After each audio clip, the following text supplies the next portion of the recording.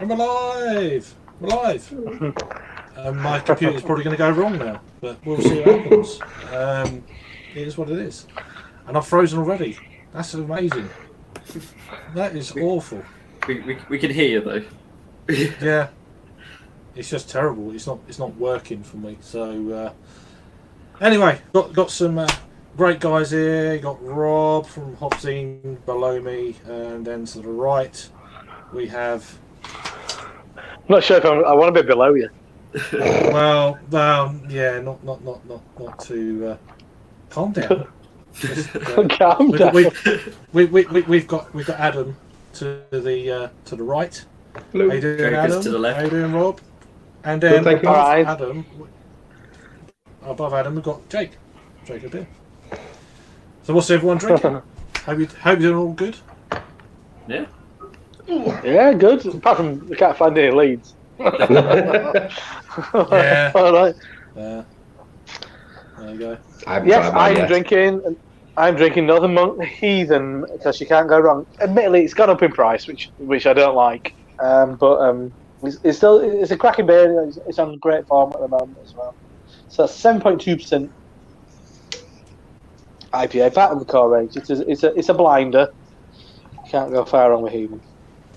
I went in to my local bottle shop on my way home from my son up at nursery. Because I knew I had a certain amount of beer, but I know some of it's kind of meant to be review beer. And I went to get that, which is coffee pot from Padwater, which is lovely. And I thought, well, I need something else, don't I? So I've got a Heathen. Nice. Mm. It's good. It's good beer. I mean, I've not had that beer for quite a while, but yeah, lovely. I love the new artwork as well. It strikes a nice balance between kind of like, it's not full on kind of Melanie New England style stuff, but I mean, it was one of the earlier ones. I mean, I remember when they first made it, because Dave, who's back up at Wylam now, was the original brewer Heathen, and I don't know if they're still doing it, but they use this thing called pectin, which is meant to give you kind of like all the kind of like the body and the mouthfeel and stuff. And pectin is used in apple sauce. Yeah. Jam as well. Yeah, it's like how you actually extract it from like apples and stuff. And Craig's gone. Hey! Kicked him out of his own live stream. Yeah. Is that? Yeah, Sorry. Oh no, yeah. Pectin is like you can extract it from apples, and it is essentially a similar consistency to like gelatin. So you can make like jams and sweet and even like boiled sweets and all sorts of stuff out of it. I think. Yeah, they were. I don't know if they still are, but they were using it in the early days to kind of create that kind of character that you're expecting from New England style IPA. Oh, Craig had all our beers set up that we were drinking, and now it's gone. Spent so long on the banners. Yeah, too long on the banner. But Adam, what are you drinking? I'll take over hosting privileges. Okay. So even though it doesn't stay on the banner, but I've got Forgotten Decibels by terrible light Chapter Brewing, based out of Runcorn. Yeah, exotic. It's an 8.2 brewing hotspot. Runcorn. They're the only one. People who don't know. They're the only ones out there. Oh really?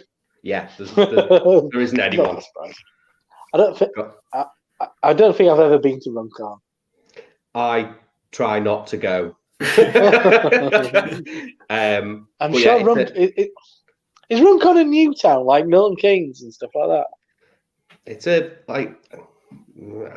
don't think it's that new. It's been around since at least the 80s. Well, exactly. Well, that's a new town. I mean, it's not from like fucking like 1890. Yeah, but yeah, I'm sure I thought it was a new town. Yeah, so yeah, I'm sure it's like a stage set for The Walking Dead, effectively. Yeah, and you have to pay to go because of the bridge. It's not worth it. Oh, really? Yeah, the new Runcorn Bridge. Not worth it. Didn't pan out for him, that did it? No.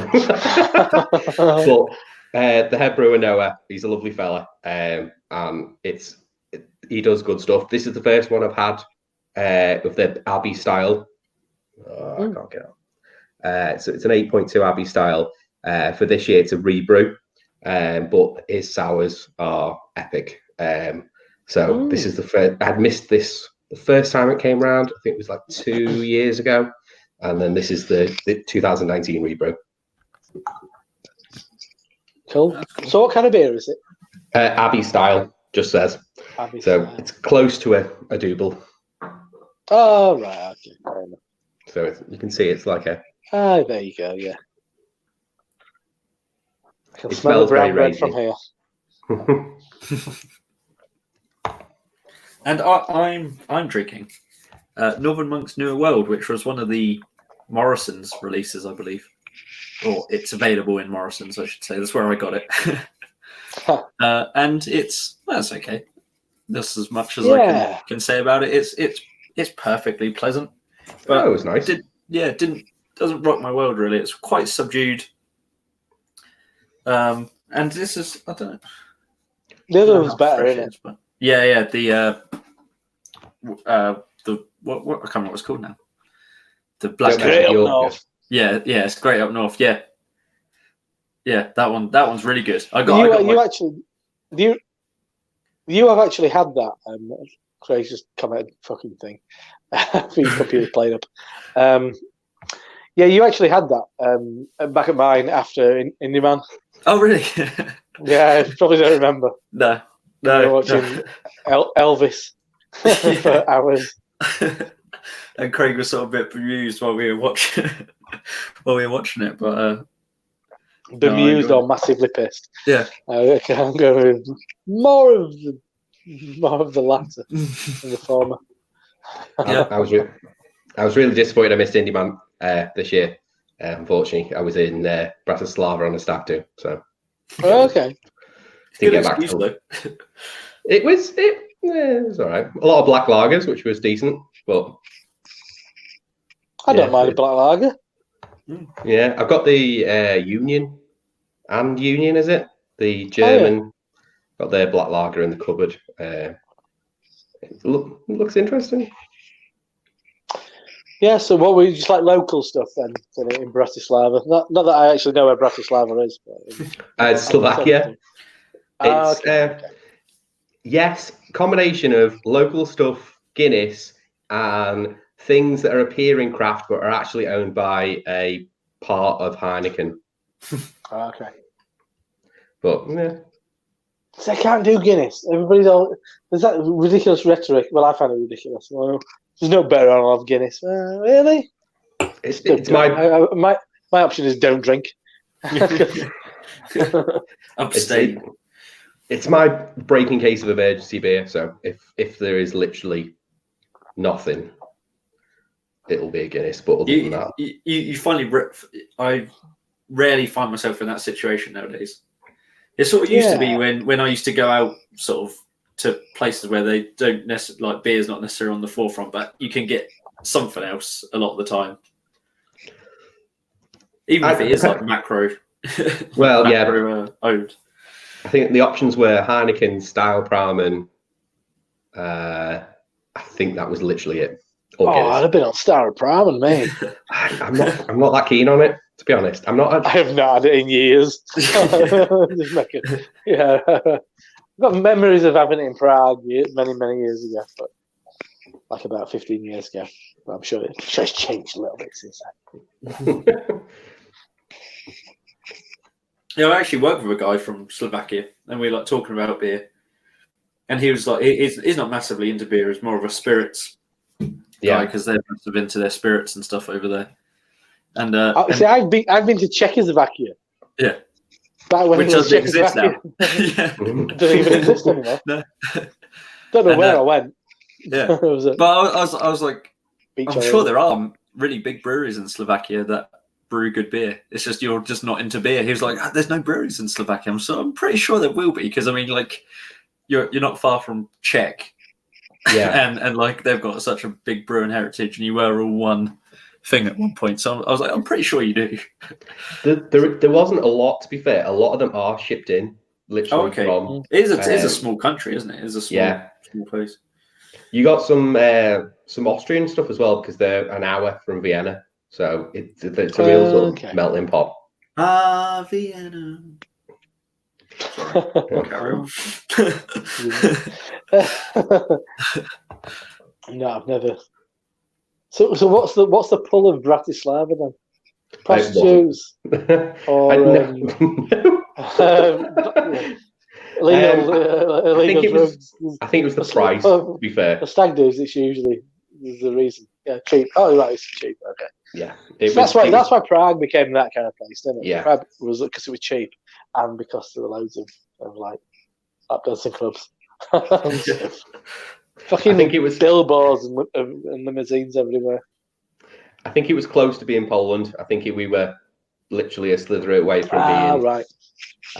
Which is good because I'm actually going to Poland in December, so I'd rather. Oh, nice. So I've always wanted to. Craig update. Laptop is fucking shite. Just get on with his phone. He can just get on with his phone, can't he? Yeah. I don't know if he can host with his phone though. No, but he's already on. Yeah. But there is a host. Well, it started like a host in the sense that was like a parasite. I don't know who can end this now. Is it just ever. Perpetual and people just keep joining? He will just follow Craig around for the rest of his life. Can't turn his phone off. It's just like, oh, Did it not automatically end if everyone leaves? It does, yeah. Once everyone leaves, so someone has to be on somebody just pops in again. It. It's like, oh, you're on for an hour now. Come on. But anyway, yeah, I forgot what I was saying now. Bratislava. Yeah. Bratislava. Czech. Poland. Oh, Poland. Yes. Yeah. So whereabouts in Poland? Poznan. Poznan. I do not know Poznan. No, it's like I've never heard of it either. It's like, just sort of Christmas markets. We looked, me and the missus. Okay. That was there, and then when I've done a bit of research, there seems to be a very brew pub culture, Poland. So everywhere, although it's not individual sort of breweries, it's a brew pub that brews their own and stocks others. Right. Yeah, because I mean, it's a very buoyant scene, isn't it, over in Poland? Yeah. But I always think of the major cities, Gdansk and Warsaw. Warsaw and Krakow. It's those kind of places, isn't it? With I presume Wrocław, because that's where the big festival goes on. Yeah, it's about. I think it's about an hour from Wrocław, which is a fairly big city. But we nearly ended up staying in a hotel that's got its own brewery in the basement. Wrocław, come on, it's fucking Wrocław. It's fucking Wrocław. It looks like Wrocław. Yeah. Any word you read in Polish will not sound anything. No. Phonetically is nowhere near. It's fucking nuts. Wrocław sounds fucking better though. Wrocław. That's fucking Wrocław. But it's about an hour from there. So. But do you know Ian? Cyberbeer. He's over your way, isn't Yeah, I've met Ian a couple of times. Yeah, because he goes over, doesn't he? He goes over for most years. Yeah, he's in Liverpool a lot, so we'll see him out and about. With his multiple cameras. Yes. Yeah. The Simulcast. So last time I saw him was in Wonder Beyond. He had like 2 cameras set up on this rig. Unbelievable. Yeah, he just seems to have one on his hand constantly, and he's just sort of carrying it round. But yeah. I'm not on Twitter anymore, so I don't really see him as much as I used to. He's good. He's a nice chap. Yes. Yeah. He gets around.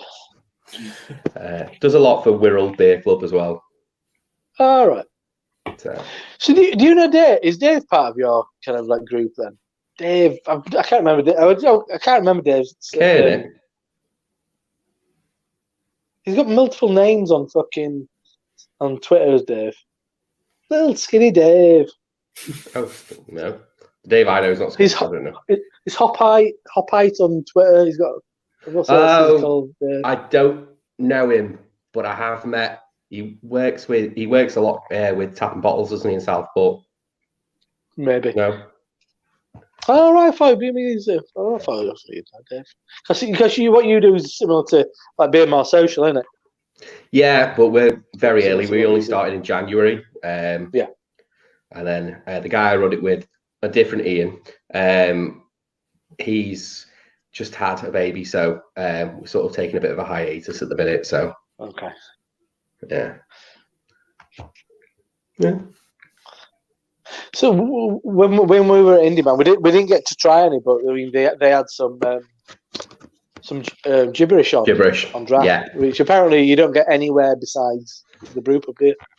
You do get it in pubs, but they don't bottle, they don't can. So you'll get it in cask and keg. They don't really travel outside Merseyside. You'll see them now and again in Manchester. But it's Gaz, formerly of Mad Hatter. So what kind of thing are they doing? It's essentially just a brew pub in the Baltic Triangle. So basically, I think he just brews what he wants. So you just get some random stuff you don't get a bad beer, but sometimes you get something that's like completely. I'm not sure those flavors would go with each other. Sounds like Mad Hatter. Yeah. But yeah, the stuff's good. We did a social there in it was August, so yeah, it was really good. Apart from the very loud live band that blew my eardrums out, but yeah, you see it now and again. So like the Grapes, which is sort of a traditional pub in Liverpool that it's very crafty. They do keg and cask, and it looks like it should be a camera sort of place, but it's not. They have a lot of gibberish on. You also see it now and again in Love Lane Brewery tap. So yeah, Jack's just started working over there from Atom. All right. At Love Lane. Mm-hmm. Former beer tuber. Beer reviews back in the day. Yeah, I saw him at Salts Festival. So I knew we were moving, but yeah, I'd never heard of him. Apparently, I think there's a bit of cash being spent on that Love Lane. Yeah, they did a crowdfunding thing as well. But it used to be they used to be called it wasn't Liverpool Brewing. It was they had a different name previously, and they've changed it. Plus, they bought the Higson's name as well, so that's incorporated within them. But is that a local kind of like historical? Yeah, it's historical, very historical. It goes back. It's probably I don't know if it's older than Keynes or at least sort of that sort of era. So did Keynes go bust? Did Keynes? Yes, coming back soon. They had that cracking. They had that amazing pub. I never went in it near Lime Street Station. Yeah, I never went in. I walked past it a few times. I think now is a Wetherspoons. Well. Yeah. But yeah, they apparently come back. They've been bought by the guy that owns the Punch Tarmies pub chain. They're like a local pub chain. He's bought it, and they're supposed to be bringing it back. It's going to be in the Keynes Brewery Village, which still exists as Keynes Brewery Village, but they've rented out all the units to other sort of bars and restaurants. But they're moving back in because there is already a Punch Tarmies there. They're moving into the basement, which has been it was just a shell, so it's been completely kitted out. And I think it was supposed to be opening at the end of this year, but looks like that's not going to happen.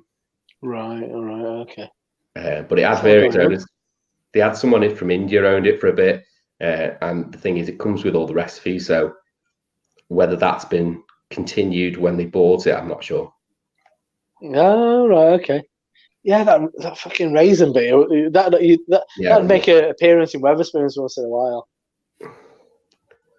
Yeah, I think I missed out on it because I've only ever had them in bottles. I've never had them.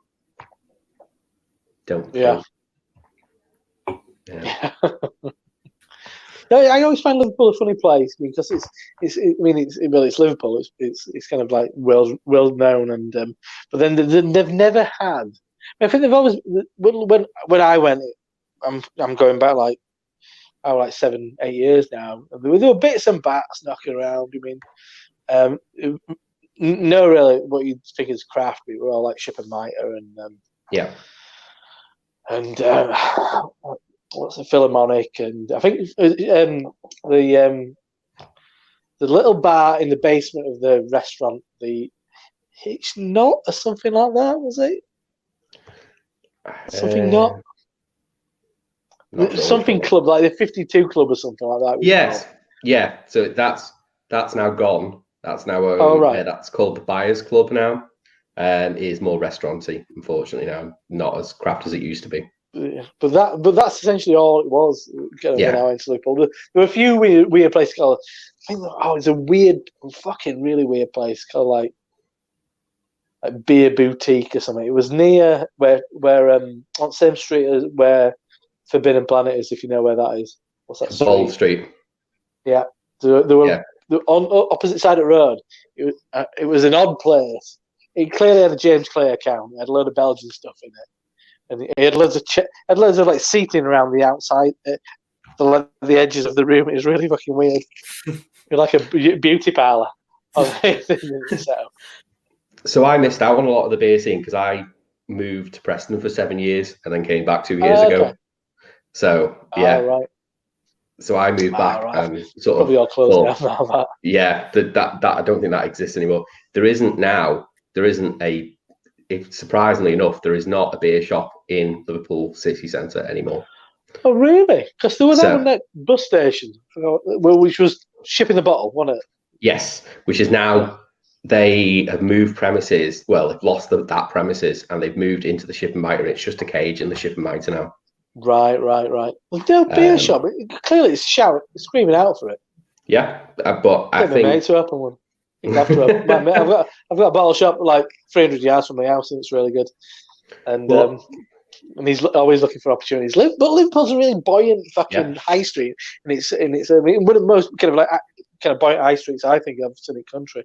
And then obviously the nightlife is pretty full on, but maybe not in a craft sense. But there's a good enough amount. They're getting more. It's like increasing a lot. So you've got quite a few brewery taps now. It does seem to be located around this Baltic Triangle area, which is sort of south of the city. So you've got brewers like Black Lodge, which did Northern Powerhouse 2 years ago. They have their own brewery tap there. They've just moved at the beginning of this year to a new location, much larger, because they were in quite a tight area, and they've moved to a massive warehouse now. So they're expanding their kit, doing some great beers. They just canned their first one, $100 bottle.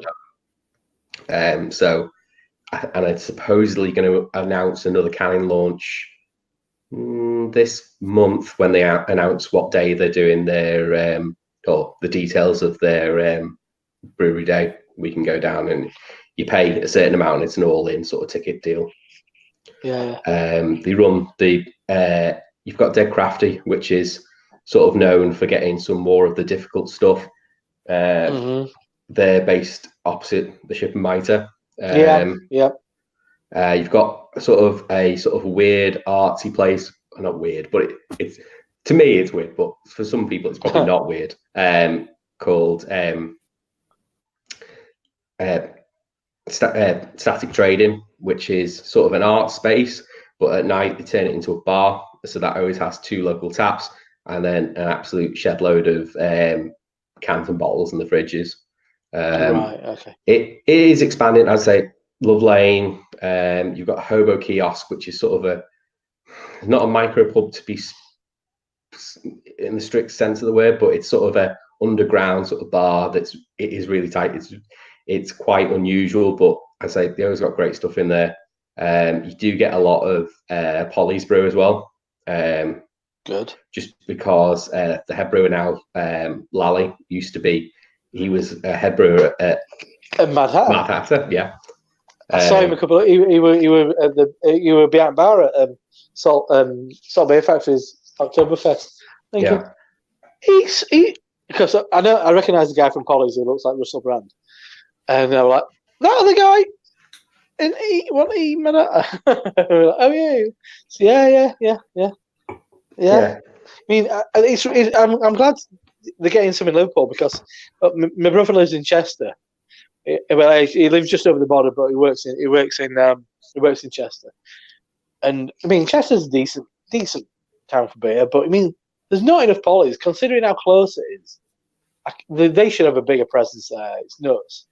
Yeah. So the beer shop near me, near my work, in Rainy Hill, have just they're called Hop House. They've just they're trying to do more sort of local breweries and doing sort of tap takeovers, and I think Polly's is one they're looking at to do. But yeah, you get them. They come quite a lot to Liverpool because I think Lally lives here as well, so that's sort of a bonus as well. They could make a fucking load of money in Liverpool. I know. Yeah, they could be that. They could be that brewery who was big in Liverpool. I know it's not that far away, is it? In Mould, no, not that far at all. No. Well, if you look at a brewery like Top Rope, which has always been thought to be Liverpool-based, they're actually based now in what used to be the old Devra Brewery. Oh yeah, are they based there? Yeah, in same. They got the kit and everything. Is that next station? No, it's an industrial estate in Deeside.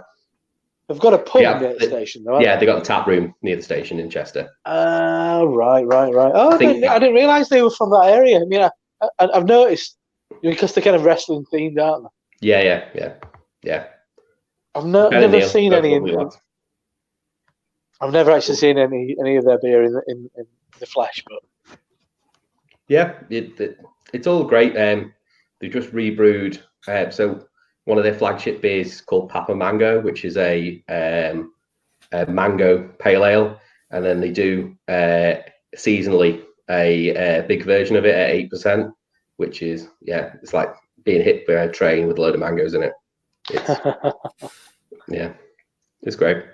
But did you say before about seeing the Beer O'Clock show guys in December? Yeah. I'll see you there. Oh, cool! Nice one. Yeah, I've not seen those guys for a while. Yeah, I had a fucking word with Steve about his stingy ratings of that beer. 3.75, you fucking mug. Salt Beer have done some really good stuff. The Alpaca, that's a really nice EDH. It's spot on, but I mean that porter that's next level. That's best beer I've had from them by a long shot. That's something special. Mm-hmm. I mean, really, it's massively overpriced in my local bottle shop. I don't know what's going on. I think there's some issues with like price. Yeah, it's stupidly overpriced. It would have been like £5 odd, isn't it? So 6.3 and it's 3.3. Pardon? How close do you look to the brewery? Because I think I paid about a 10-minute walk. It's $4.50 in my local bottle shop for a 330. Gav's got fucking prices well wrong. Then I'll tell him. $4.50 is a bit more like it. It should be even less. I mean, you kind of like you're figuring out who's your competitors, how much they're charging. I mean, it's a $3.30, so your price is going to bring your price down from a $4.40, aren't you? So you got to be kind of mindful. See that I bought that £4. It's 6.6. That's 6%. Cloudwater, $4.40. I pay £4, but in York I can get it for £3.80. So yeah, that £3.80, £4 mark. And it's a charity beer as well. Yeah. I think that should be $3.50. Yeah. I'd buy a shed load of it if it was $3.50. Yeah, definitely. I'm going to tell him he's got his prices wrong. I had the sour in the Flying the Loaf. That was a bar price, so that was only loaf, yeah. I went to watch the game and had that, and what was the? It's a very long bar. It is very long. I'm trying to think. They had Timothy Taylor's craft attempt, and it was It was awful. It was. Is that the was name of the terrible. beer? No, but That'd no, be a no. great that would be. Craft I think attempt. that suits it's kind of the cynicism of the project, really. Yeah. I saw it on keg and I thought, ooh, because I like Landlord. It's a really nice beer. And I thought, oh, it's on keg. Well, I'll give that a go. And then, yeah, no. So, but that Was it pale or dark? It's a pale. Okay. I'm trying to think what it was. So now they've done a Get pale. some tap. I think they've done a pale ale. They've done a porter as well. What would they call it, or is it still Timothy Taylor's? It's just Timothy Taylor. It's Timothy Taylor, The but it branding's was- different, though, isn't it? Yeah, They've yeah. got like a two-tone brand. I don't think they gave it like a special name, or something, like Timmy's Brew. Oh dear! Final and that's what it was. It was Timmy T's. I remember at university. Because they used to own a bottle shop up near university. Yeah, Timmy T's. Before I even knew I it. actually I've just been a couple of weeks ago. I just went on holiday to North Norfolk, and actually had North a couple Norfolk. Nice. North Norfolk. And I actually had a couple of pints of Landlord, and I was actually pleasantly surprised. It was a cast pub, and it was. It don't travel well. good.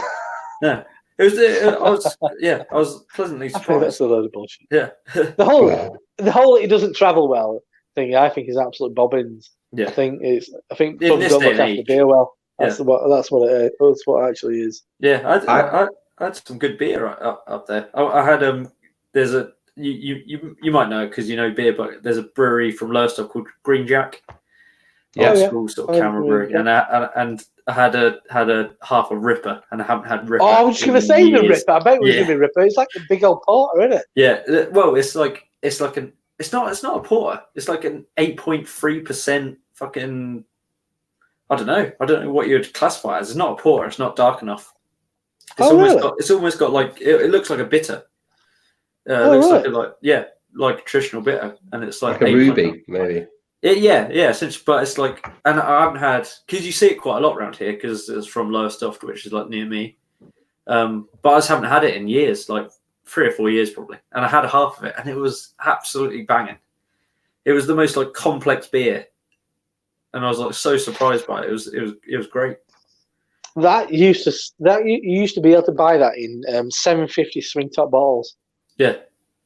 Well, it's weird like, as fuck. yeah, it's like they're big serves of big long kind of like swing top bottles. Very odd. from an era that was they weren't used to 8.3% Oh, No. beer. they made some really good beers. Great Green Jack do. You see it around here. Like Green Jack supply locally to loads of places around here. It's but they have like you look at the amount of beers they produce. It's crazy. They've got so many different beers. It's like they did like the not core range stuff before that was even a before that was even a thing. Yeah. Oh, did they do it like a big IPA with like a fish on it? Fish. I've definitely like a had some of those, but greenish- it's been at Beer Festival. I can't remember. Yeah, it will have been. It's kind of beer that you get at beer festivals. I've got visual memories of Green Jack beers. Yeah. One with like an orange on it as well. I can't remember the pump clips, to be honest. An orange on it. I can't got them in my head. Yeah. I can completely reckon that. I can know what that Ripper one. They've got a beer called Lurcher, I think, as well. Yeah, Lurcher, yeah. Yeah, I think that's like a porter, I think. yeah, that might be. Maybe that's why I'm getting mixed up. Yeah, I think Lurcher's their other really their other big one. But like Ripper, and it was great. It was like our last beer of the evening, and I was like, oh, we've got to get it. It's like it's here. We've got to get it, and I was so glad I did. It was like complex and nuanced, and fucking Ripper is great.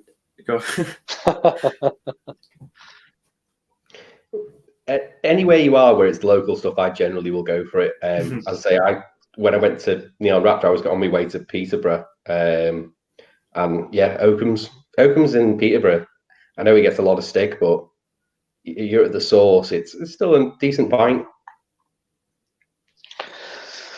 I'd like to drink it nearer to where it's meant to be, and it's well kept. I think Citra became a little bit too widely spread, and I hasn't. Even at Southampton Arms in London, where they were pretty much permanent. I remember having it in there; it'd been absolutely fucking terrible. Everybody's like creaming their pants over it. I'm like, no, romanticism. There's a lot of romanticism about it. Oh yeah. Oh, Timothy Taylor's landlord, Oakham Citra. It's like, Jai no, Paul's no, another no. one. I mean, Jai Paul- yeah. It's nice when it's good, but Yeah, when well, it's it's bloody like awful. any beer, isn't it? It's like any Yeah. like all of those beers are going to be nice when they're in tip-top condition, and also when you fancy that sort of beer, and you're in the right location for that sort of beer. Yeah, Like they're gonna be top notch. But in any other circumstance where they're not kept well, it's maybe you're just settling on it because it's there, which is what I did. To be fair, at this pub, I was in Cromer. I was like, well, they've got landlord on. I'll have pint landlord, and then I was actually pleasantly surprised because it was kept well and it was tasty. I think it's talking of landlord. I mean, because I have a lot of cynicism about landlord because of the craftification of landlord. Yeah, and all the wankery that. It's the kind of weird reverence towards landlord. I had it. I had it in the seaside. A place called Robin Hood's Bay, which is on the kind of down the coast. It's kind of between Scarborough and Whitby. Weird little shipping port. It's tiny. It's lovely. And I, on the way back up, my wife and my little lad had gone to playground. I can't do a playground, so I needed the loo. So I found a pub, and they had landlord on. They didn't have much else on. They had like Wainwrights, but so I had half a landlord, and and landlord was absolutely spot on. It was beautiful. Maybe it was a blazing hot day. I've been out in the sun all day, and it was wonderful. But then I had it at Wylocks in Leeds, which is kind of like a revered pub, which has been a kind of like very highly thought of their cast. It's been there for over 300 years. And I did it there, and it was fucking dog rough. And so I think it's so that beer is so changeable, and they turned that beer over at Whitelocks as well. But they had that on, and they had 5 Points Best, and they also had Sonoma on. Sonoma was by far the best beer by a country mile, and the 5 Points was better than Landlord as well. Oh yeah. I've only just had the 5 Points Best because, as I say, you don't really get a lot Really of it good. up here. Yeah, it was on cask as well. At the Pembury Tavern is absolutely spot on. It's well worth going to his Pembury Tavern. Yeah, and he's making another trip down to London. Yeah. It was Optical Storm. It's not going to work on the camera, is it? Optical Storm. Which was the Timothy Taylor's. It was on keg, so there was no excuse for it being Baggins, but it was. Optical Storm. Yeah. Timothy Taylor's Optical Storm doesn't. That sounds like an army. Craft Attempt's better. yeah. Craft Attempt would be. That's actually a great beer name. Craft Attempt is great. Someone's got to do it. Clearly need to talk to their marketing department about them. Yeah. It's just not the same. Golden Best. Optical Storm. Hang on. Where did you come up with that one? Yeah. No, we're not going with that. That. Pale Ale number 3.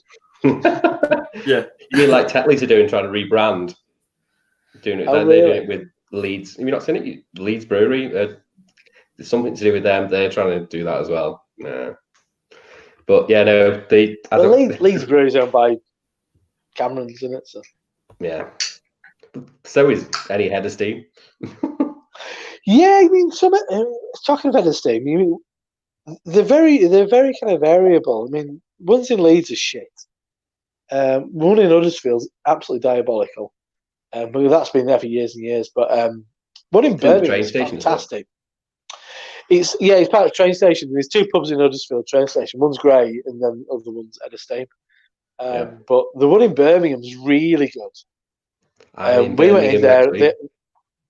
Oh, really? Oh, Birmingham's good. It's good beer town in Birmingham. The Head of Steam Liverpool's also really good. I think it does depend on the manager and what he buys in.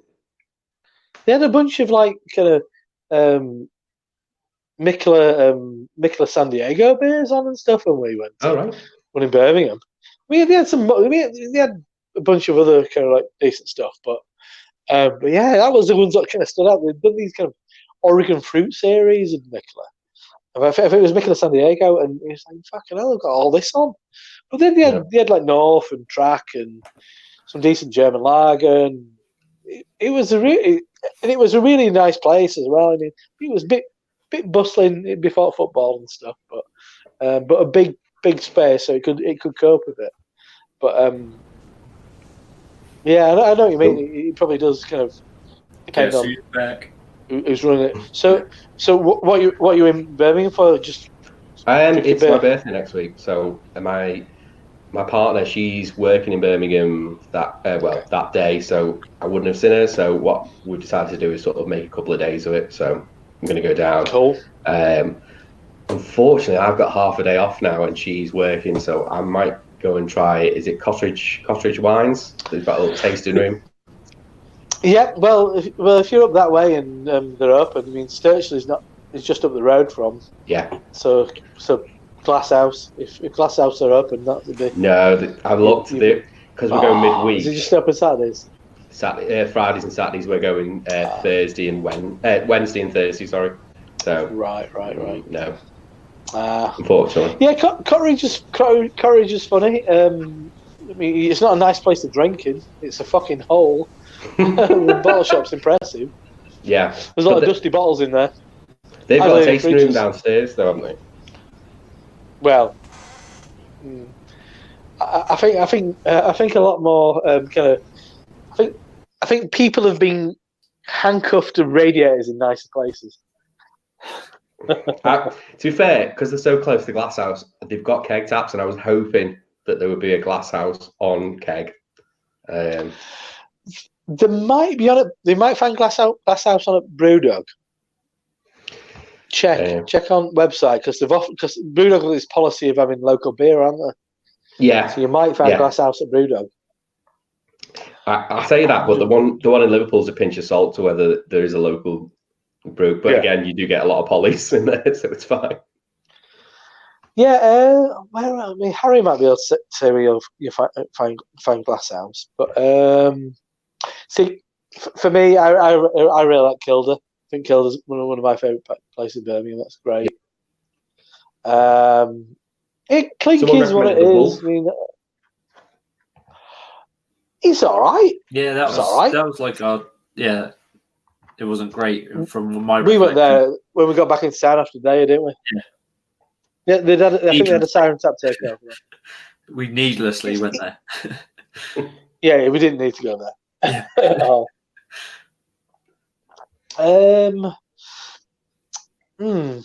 What were your favourite places in Birmingham, Jake? Bloody hell. Was it Pint Shop? That's where we met. That was decent. Oh, yeah. Pint Shop. Good kind of like good city centre. I think it's a small chain, isn't it? Clink is I think Clink can be good, but it depends what they've got on. It can be a bit void of atmosphere as well.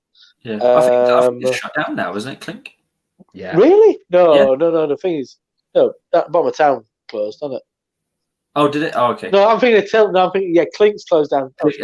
Tilt. Is that the arcade as well? Yes. Yeah. I think it's a funny place. It's an odd place. Is Tilt? I know a guy who opened it, but it's a funny place. Yeah, when we've been in, it's been fucking empty, hasn't it? And it's a weird place. It's really weird. And Cherry Reds as well. You see, around that spot, there's loads around that spot. So Cherry Reds is, you might not get. You'll get one decent beer that you want to drink in there. I think you'll find. Is that the place where Stuart got a huge fucking hot chocolate? With probably. Cream? Yeah. We were all a bit pissed. So it probably was. Yeah. We were all still drinking. He got a huge hot chocolate with whipped cream, and I'm pretty sure that was Cherry Reds. That's not fine. You could have it. Right. You could just see that in place. It's a nice little spot. I think food's pretty good in there as well. But then there's a place like next to that called Boneyard, which is like a chicken place. We ended up No, yeah. there really late on. I think that which is probably worth a look. Brewdog's over from it, and then you're really near a bunch of pubs as well. Wellington, which is a bit of that's your proper cask ale pub, but it's worth going in. That literally joins onto the Fuller's pub behind, Okay. which is probably worth a look. It's a beautiful pub, is that Fuller's pub? Oh, is that we're drinking Imperial Stout? The Imperial Stout and draft, yeah. Yeah, for like £2.50 a half or something. Yeah. Hell. Yeah. It's worth going. Right, I'm just going to dive out and get another beer. Surprisingly, we've Yeah, been no talking worries. about them. Hey, what was that? The Equinox? The Equinox India Stout. I know you were talking about India Ah, Porters yeah, I've seen earlier. that knocking around. Yeah, I'm saying that knocking around. It might See be that in too shops. cold, but- Yeah, no, I say just Nah, should be I got that from surprisingly. So we've got quite a few bottle shops outside of Liverpool, and surprisingly, this one was bought at Londis. Must be the best Oh, Londis in really? the world. Yeah, because I think Londis, they have some sort of control over extra stuff that you buy, and the owner It's is a a franchise, massive, isn't it? yeah, and the owner's a massive craft beer fan, so he has like a full fridge. Yeah. Of all sorts. Yeah, I think it's a franchise, and I think they can do quite a lot with whatever they want. Yeah. As long as you have you stock certain things and have a sign outside. Yes. Yeah. But yeah, he has There's a a few whole of them fridge. knocking around. Yeah. I'll be back in a sec. All right, cool. A few craft Londis. Yeah, they're just those kind of weird little kind of mini marts which just end up having loads of beer. I mean, over our way, it was one in Farsley, the Premier in Farsley. It's now become is it Premier Hop? Do you follow them on Instagram? Okay, I know, I don't know, but Yeah. It's like a kind of like an online shop now, but they had a shop in Farsley, which is kind of between Bradford and Leeds, and they had amazing. They had a fucking massive range. This is completely copied off of Rainville, which Rainville was like a little corner shop for like 25 years, and Johnny broke his leg and spent his summer buying beer off his sofa and changed the family business. And because they all live out back, I mean, it's the own fucking it's a massive like family house connected to it and stuff, and kind of like multiple generations of family in there and stuff. So I think his dad opened it, and then but yeah, he's taken it on. He's got kids now and stuff. But he's gonna. But now if you Where's go in, Paul? you can't even buy a loaf of bread or eggs now. It's just, no, it's just beer. all you can buy is beer, gin, and wine, but it's mainly beer. It's nuts, and it's really well priced. I mean, Yeah. the range that he has is staggering. Jake, do you want to message Craig and say just jump on your phone? Yeah. So you can get on his phone. Craig's I think usually it's got the best quality video, hasn't he? It's usually me with the shit quality video. And I think Craig's it's is amazing usually. Is mine coming through okay? Yeah, fine. Yeah, it's Okay. fine. I'm on an old router, Yeah. so I was like, I'm usually on a works laptop, which is pretty new, and the video is usually absolute shite, and I can never get the lighting right. And then, but I forgot to bring it home, so last minute we're like going, what are we gonna do? I'm meant to be hosting. I can't even fucking get on the computer because I've got an old Mac, but I can't even update the browser on it, so I can't. It's completely redundant. But so I'm on my phone, and it's brilliant if you ask me. The audio is great, the video is great. lots never of been as tobacco good. in this. We Really? Okay. Oh, that's the Polly's Brew one. Yeah, the Stout, Equinox the India Stout. Spot, Yeah, the hoppy stout. smells like cigars. Yeah. I don't mind it. I don't know. I quite like the smell of cigars. Yeah. Oh yeah. I love a cigar. Yeah, Oh, he says he tried it. It was no good. So it must be his internet it must be connection. the internet. He said he'll hopefully be back in a sec. I love Turn it off for 30 seconds. Turn your router back on. Yeah. Keep your finger on the button. That's what it usually is, isn't it? So many times I'll be upstairs. We've got quite a tall house. I'll get a little exclamation mark next to my Wi-Fi. What's this? Might not be able to connect to the internet. What? this that's just not on. It's not on. Yeah, so I'll run through a few comments to go do for a it, bit of housekeeping for Craig. We've got Lee Russell. Oh, blimey! First We are humbled by your presence. He says, "Yum, black lager," which I think we can all agree on. So that was right early on. And then Craft Beer Pause says, "Cheers." See, Lee, if you're still watching, I found a recipe for a donair, an authentic donair with that kind of weird jizzy sauce. He knows what I'm talking about. Jizzy sauce. The donair. Do you know Matty Matheson? Yeah. You know Matty Matheson. Yeah. Yeah, he did a. Do you know the donair thing? I don't. Oh well, because Redbeard was talking about it, and we thought he was just saying Donna wrong. Donna. But apparently it's a Halifax, Nova Scotia specific kind of thing, which is a bit like doner kebab, but it's not. And there's loads of weird little things. But that's where Lee is from, is Halifax, Nova Scotia. Yeah, the donair. You watch Matty Matheson, you'll break it down. You can make one. I think there needs to be a big UK beer tuber event where we make a big fucking donair. I thought you were talking about like a really fluffy donut. Like it's like check it out. It's a bit like a meatloaf. It's a bit like a doner kebab, but then it's got a weird fucking sauce to it and stuff. It's fucking weird. It's not the usual really garlic sauce you get over the doner kebab. It's a bit of a jizzy sauce. I think it's quite a sweet sauce. It's really odd. Well, I know what I'm going to do after the chat. I'm going to look up donairs. Donair. Honestly, because I know everybody ridicules Redbeard. Everybody has a go at Redbeard, so you think he's just wrong. But yeah, it's actually a thing. The donair. He was really nice. He was nice. Oh, Redbeard's lovely. Yeah. This is only my second. I think just I saw you first one. You were on one of Craig's like 3 a.m. Yeah, kind of I was 3 sheets to the wind, and then I had to go Bailey the next morning. That was not good. No, not doing them. Yeah. But, no, he's lovely as Redbeard. But he's their whipping boy. Craft Beer Paul says cheers. Cheers. Craig's on his own chat talking about his computer issues. Yeah. Lee Russell says cheers to Craig and good luck on your computer issues. Longstraw Stewart says, Craig, have you tried turning it off on and off again? I don't know. I think you got that. I think you got that on the last one. Yeah. But that's a good username, Longstraw Stewart. Longstraw Stewart. And then, this username is quite good. Domestic Butler. He says, I have a gluten allergy. What do you recommend? It's tough. I don't know if Domestic Butler might be a bit of a troll. We'll see.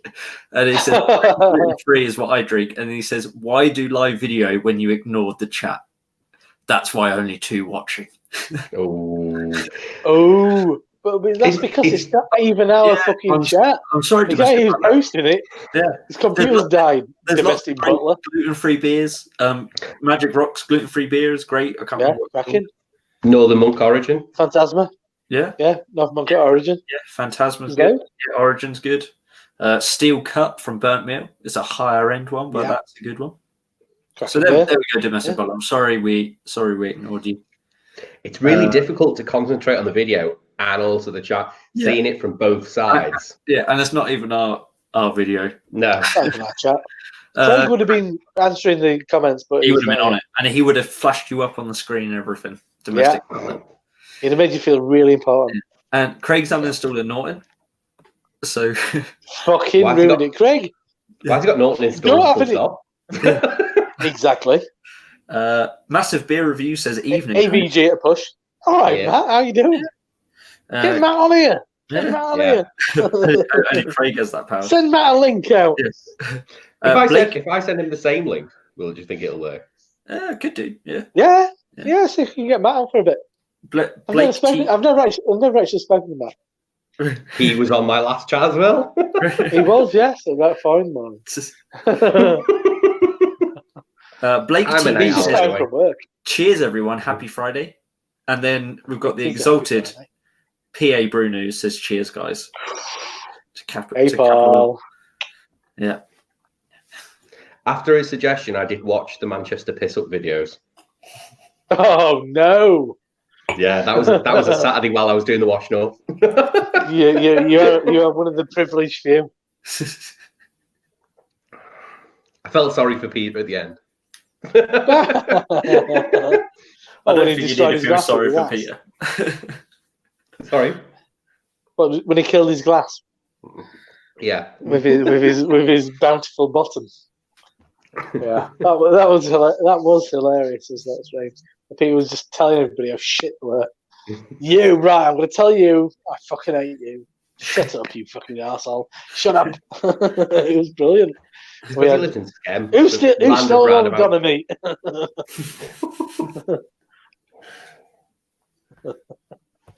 It was a crazy time. Mm. That's what Paul brings. Paul brings the madness.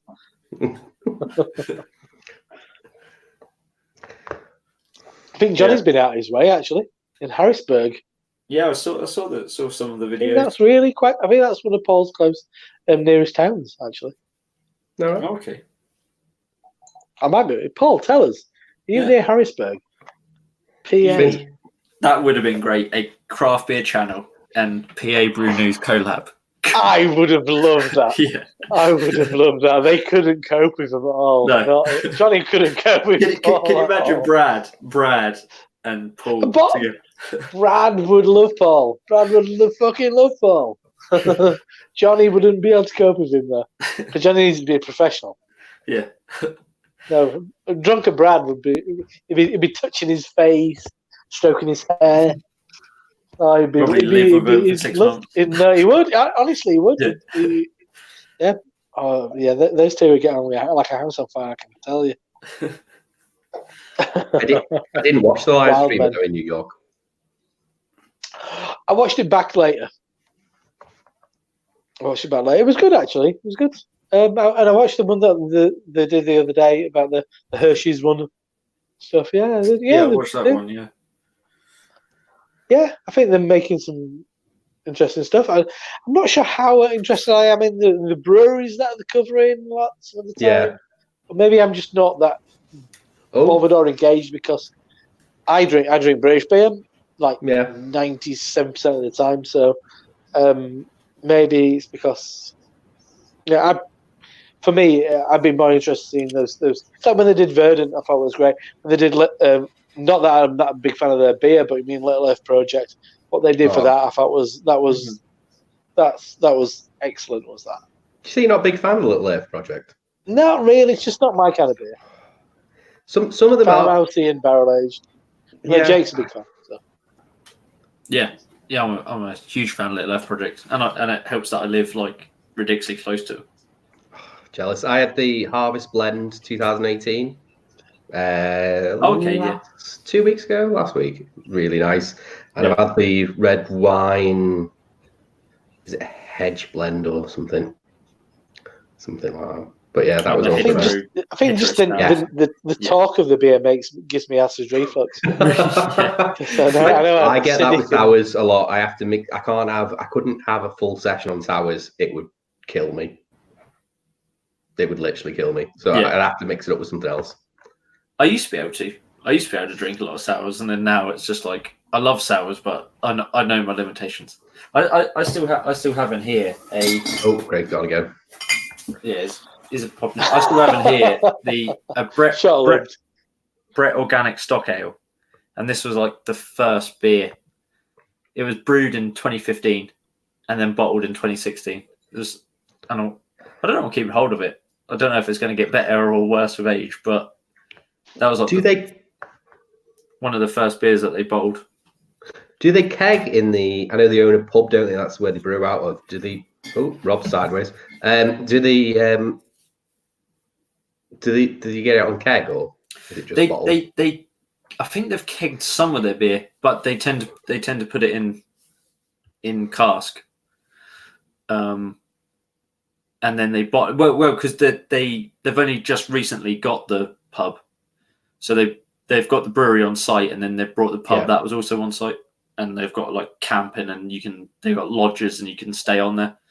Because even where I live, like I live close to them, but where they are is in the middle of nowhere. You can't even get a bus to it, so like you have to drive. Yeah. So like my wife drives me, and then we then I drink. I wish my partner drove. I'm Oh, really? He doesn't drive, so I'm like knackered. Oh my god, it's just us now. Yeah, Rob's gone as well. Rob went sideways and disappeared. I don't know. But there's quite a few breweries like that. There's one up between Preston and Lancaster. They're called Farmyard Ales. Their tap room is literally in the middle of nowhere. I'd love to go. I've had their beers in cans and bottles, but to get out, and I think I had it drafted a pub somewhere, but to get there, it looks an absolute mission unless you drive. And even then, it's difficult. Because it's just a farm in the middle of nowhere. I'd look at it as like a train, 2 buses, and then I have to walk for 25 minutes. Yeah. just impossible. I hate to leave on in a second, but I think my kid's just woken up. But I'll be back in 1 second. Me on my own. Oh my god. Okay. I have no idea what to do on my own.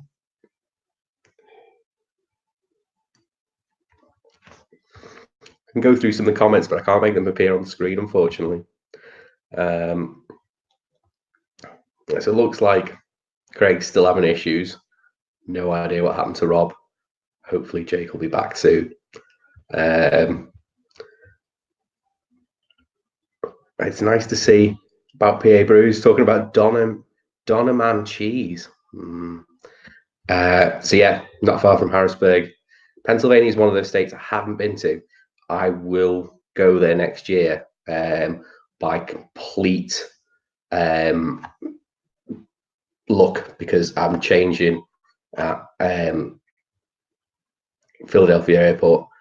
But yeah. Well, yeah, one of the states I haven't been to. Seems nice. But yeah. We're run down. Stu C, evening guys, just on the DDH Pale from Wylam, called The Importance of Inertia. Yeah, all Wylam stuff's good. I don't think I've had a bad one from Wylam.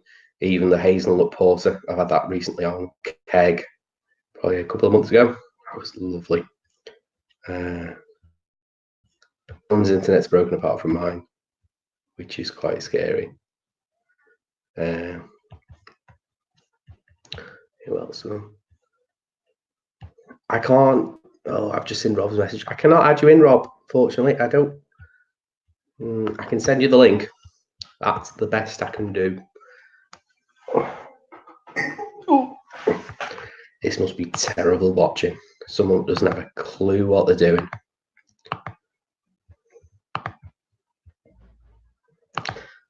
Trying to send Rob the link.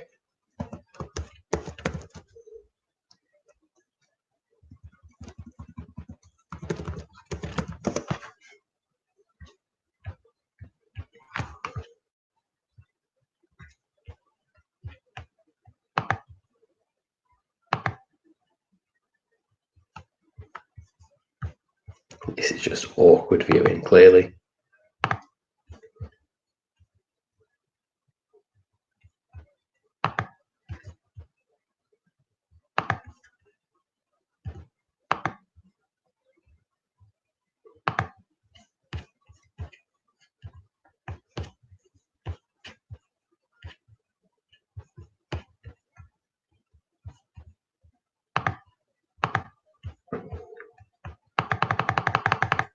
That's not good. I'm trying to send him the link and I can't. Oh dear.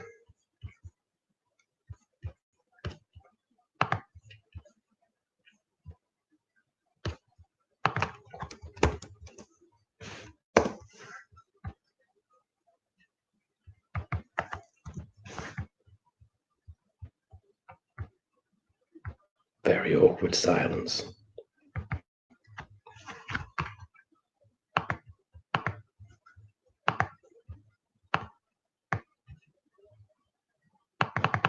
Sorry, not a state poll. Yeah, it's a Commonwealth like Boston. I will try and send you the link. I'm trying to send Rob the link at the minute, and he does not accept unsolicited messages.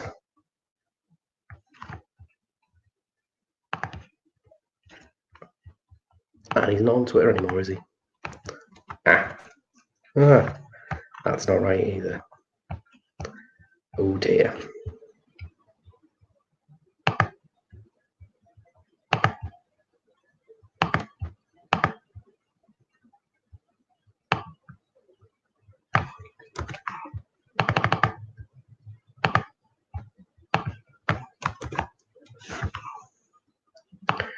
Bear with me, people. Just trying to send.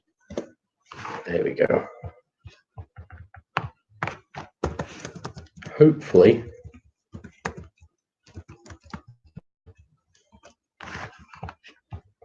Rob can sign back in.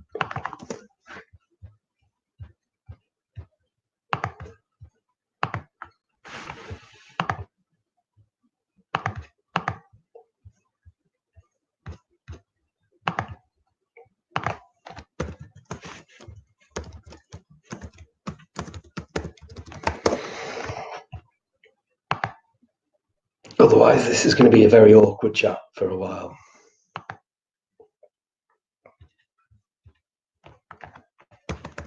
Doesn't help I'm not signed in to anything. Let's see if I can send it on my phone.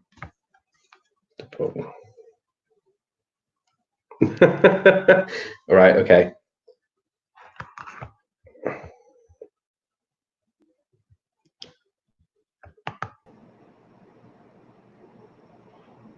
Oh, well done, Matt. Matt's on at least. I'm not on my own. Oh, there you go. How did you add me to this, or did I just pop in? No. It must have been Craig, even though Craig's really struggling, or Jake maybe. I have no idea. Yeah, because I was actually sitting in the queue for probably about 5 minutes. So yeah, I can't even see the queue. No, yeah, whoever created the feed, you know what I mean, has control of that. Yeah, it's Craig, unfortunately, but I think he's having internet problems. No, I'm sure he's having more problems than just internet. It's just kind of an added problem in his whole life in general. But yeah. So, have you reviewed any UK beers recently, or are you still? Because I remember you had quite an exciting package. Must have been a year ago, maybe. Oh yeah, that was a year ago. I'm trying to think if I had anything from the United Kingdom. No, I mean a couple collabs here and there. I think I've had a couple of beers where people did collabs with some UK breweries. Nothing to review, but I went to a beer festival up in Buffalo, New York, the Shelton Brothers Beer Festival, and there was a bunch of UK brewers there. So I ended up I didn't review anything, but I ended up having a couple of beers there. Yeah, that's pretty much it. I didn't really have anything beyond that. Craig's back, yay! Really? Craig, what's it like living in 1983 when people still use Norton and semantic antibiotics? Are you still like what are you guys still in, like what era of whatever? What the hell you got that on your computer for, brother? How you doing, Matt? Oh, horrible, because you're doing horrible. We're in this together, then. We're in this together. It is what it is. So This is only the second time I've ever used SteamYard, but I actually used to do technical help when I was in university. And the first thing I used to say is, "Oh, you got Norton on your computer? Yeah, remove that immediately." Yeah. Well, no. The first thing you ask them to do is the douchebag way of saying, "Is it on?" Go unplug it and plug it back in. That's how you tell people. That's how you tell people, is it plugged in? Instead of being an asshole, You just go tell them to unplug it, then plug it back in. It sounds way nicer than being. Is it fucking plugged in, asshole? There's a show in the UK called the IT Crowd, and I've uninstalled it, but it's still not playing ball. So whatever. I'll sort it out. I need to do some test streams and see how it goes. How old is the computer? Old. Oh yeah, it's well old. Yeah. But it's been alright up until about like 2 or 3 weeks ago. It's been fine, and then so the age thing's got nothing to do with it really. So, Yeah, odd. Yeah, I'd look back 2 or 3 weeks and see what updates you actually did, because a lot of times, like if you do something like that audio driver, it might make shit go sideways or something weird like that. Yeah. It's just I don't know. See, I managed to stay on, and I spilled beer on my keyboard halfway through. Yeah, it just shows you. Yeah, it just shows you. I'm did you still manage to frozen send- now. It's just, Yeah. Did you manage to send the link to Paul? I haven't, but I can do. But then I'm not sure. Yeah, Craig's fucked.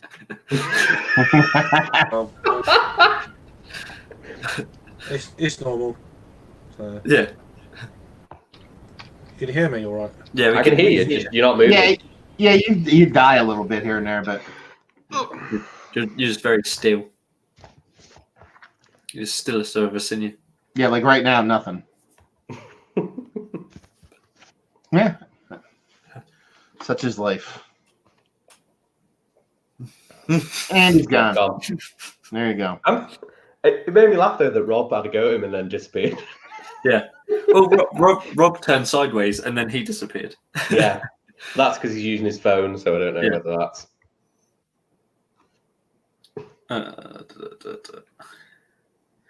I've still no idea how Matt got on, because either Craig. Yeah, Craig must have shared the link before. Yeah, well, no, he shared the link, but he has to add me as a moderator still. Yeah. You know what I mean? It's not like if you click, you go on. So I came on maybe 30 seconds before Craig came back on, so I think he might have logged in, added me, then he jumped back on, then he got the fucking X. Yeah. Unless he was in the queue and added you, that's all I can think. Yeah. Oh yeah, I forgot about that with StreamYard. Yeah, you have to click Yeah. people. Yeah, that's the good thing about Google. Good thing about Google Hangouts when they existed. As long as there's room, you log in, you're in. You know. Yeah. Yeah, you jump straight in. So what are you drinking, Matt? I'm drinking a pretty shitty beer. It's a good name for a beer. It's That. a brewery. Actually, oddly enough, it's a brewery over here in Pennsylvania. I really enjoy. I live in Jersey now, but it's in Pennsylvania. It's called Forest and Maine. There's the guys. They're like the UK guys. They just came to the States. The Craft Beer Channel, I think they're called. They're like Oh you yeah. know about those guys? Yeah. They just came to the States. They were just at this place, and they usually make like saison, and oddly enough, they're like a crazy like cask ale brewery in Pennsylvania. Like you go there, it's usually like 4 to 5% cask ales, all on cask, and you just drink. It's a beer drinking place, you know. But they do really well. But this is that first can I ever had from them, and it's an IPA, and yeah, it's not good. Oh dear. Oh no, it's okay. I mean, it's not bad. It's interesting. Let's put it that way. It's not. It's like really weird. It's almost like they put like cooking herbs in it or something, like poultry herbs. It tastes like sage and all kinds of shit. It doesn't mention any of that stuff, but they have all this kind of weird green shit on it. So I don't know if they because that doesn't look like hops. It looks more like some kind of like botanicals or something. I don't know. It's not horrible. It's not good. It's not like a farmhouse IPA or trying to be. Well, I mean, it could be, but even if it was, it would still wouldn't make sense. You know what I mean? Because that's what they typically do. So I tried to wrap my brain around it from that aspect, but nah, there's some bittering component. It tastes like they tried to be too cool for school and use some kind of herbal bittering component and just went way too heavy on it.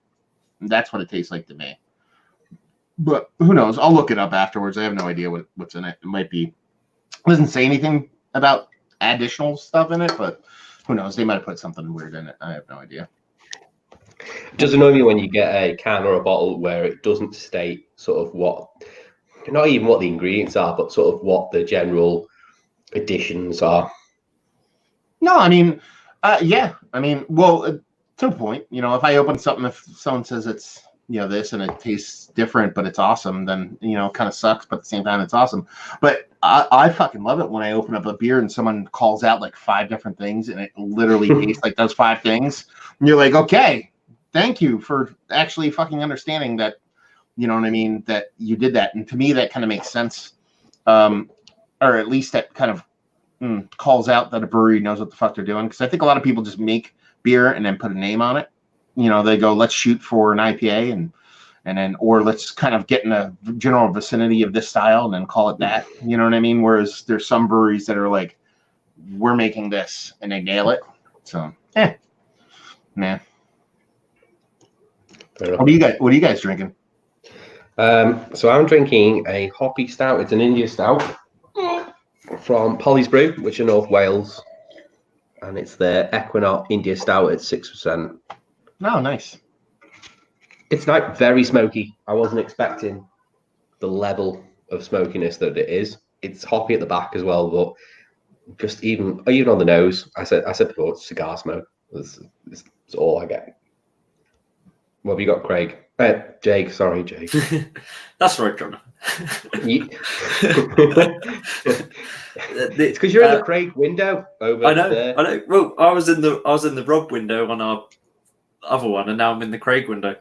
But no, I'm drinking just finishing up East India Porter from Salt as their bowline, which is damn good. Probably one of the most surprising beers I've had this year, because it's not that I thought it was going to be bad or anything like that. I knew it was going to be of a quality, but it exceeded expectations.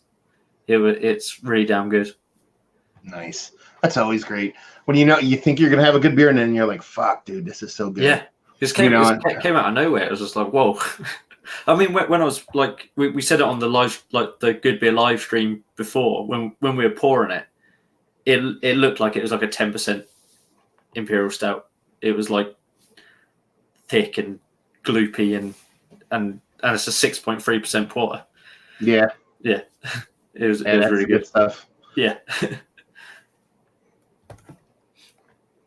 What'd you guys do in Good Beer Live? Did you just do that all by that brewery or? Yeah, we got sent a couple of cans from Salt, which is a brewery near Rob. Okay. So we had their double dry hopped IPA and then finished with the East India Porter. How was the IPA? IPA was really good, actually. It was along the New England style, but not quite so cloying, or it was a more grown up. Yeah. Had a little bit of had a savoury edge, had a little bit of a herbal quality to it. Yeah, it was nice. Nice. Yeah, they're a really good brewery who's like only getting better. I think they had a ropey start, and then now they've hit some form. What's it like over there for breweries? Or is it like, how far do you guys have to travel for a good beer? Well, because England's so small, you don't have to travel far. No.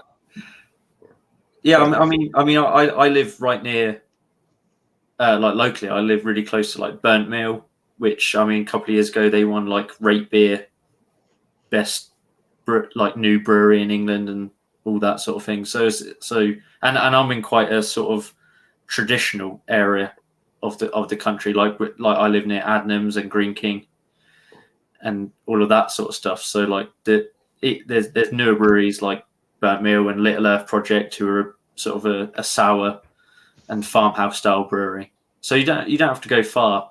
Whereas at Adams up north, where good beer is more prevalent. Yeah, the nearest brewery to me is Neptune Brewery, and they are a 40-minute walk or a 12-minute drive.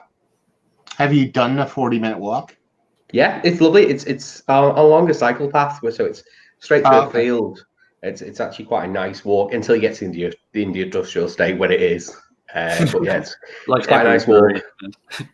You cross the River Olt, but it's a nice walk. Jake, are you going to be near the new Duration Brewery? I know they're in the middle of building that right now. Relatively close. They're in Norfolk, which is the county up from me. but in terms of distance, yeah, relatively. Which that's going to be a bit of a destination brewery, really, because it's massive what they're doing over there. It's a huge farm, isn't it? He's kind of doing like a load of farmhouse stuff. I know it's a husband and wife team, but he's American, isn't he? Has he got California? Yeah, heritage. I know. I think so. Yeah, but he's brewed over it because he used to brew for like Brew by Numbers. Brew by Numbers. Yeah. And so he's been over here for quite a while, and now he lives in the arse end of nowhere in Norfolk. No, yeah. I listened to a podcast of them talking about how they're trying to. It's all cask pubs basically wherever they are, and they're trying to sort of try and sell the idea of either stocking cans or keg, especially like hazy beer. Yeah, to a traditional cask pub is like what? No, just difficult sell. Yeah, I'm sure they'll do. I'm sure they'll sell their beer further afield than Norfolk, though. Oh, absolutely. They've got so much buzz behind them. They're one of those breweries where they're riding the hype train. So it's gonna. Someone said the other day, I don't understand why there's such hype behind your Eurasian. I was like, well, it's former Brew by Numbers. He's got a background, so no wonder a new brewery is going to have the hype. And I think they're just good at marketing themselves. Yeah, they know how to put themselves out there, and they've collaborated with the right people, and they constantly, it's a constant churn of content. They never stop, so they're always they've got to back it up because people won't be fooled twice. No, I'm trying to think of his name. Bates. Bates, yes. Bates, yeah. He's really determined, isn't he, to set up a sort of a farmhouse style where that is a farmhouse, and he's going to do the farmhouse style for the whole lot of the brewery. I know obviously he's done collaborations where the styles have changed, but it seems to be what his overall goal is. Yeah. But it's one of those things like they've got to deliver now because it's been hyped for like 2 years, and the collabs will only get you so far. So I think proof be in the pudding, isn't it? I mean they're going to be doing pale ales and IPAs. They won't be able to make anything if they just do farmhouse. They've got to do something that's going to earn the money, because the amount of money that looks like that they have put in to the brewery, they're going to have some sort of commercial success to pay it off. Yeah. Whilst Craig's back, although frozen, I'm going to go and grab another beer. Does anyone have any preference whether it's UK or USA? Both at the same time, but you have to chug them both at the same time. They're both 10%. I can't do that. Oh, hey, listen. It can be done. Don't doubt yourself, man. I don't like this negativity. One's an imperial stout and one's a dipper. Oh, really dipper. Yeah. Okay. So you just drank so here's the deal. You just drank a hoppy porter. A hoppy stout, yeah. Hoppy stout, yeah. Just mix them. Yeah. It's that double IPA and an imperial stout here. You're drinking just an imperial hop porter. I mean, it makes sense to me, man. Because unlike you, US beers unfortunately cost quite a bit over here, so I didn't really want to. What is it? Hang on. Okay.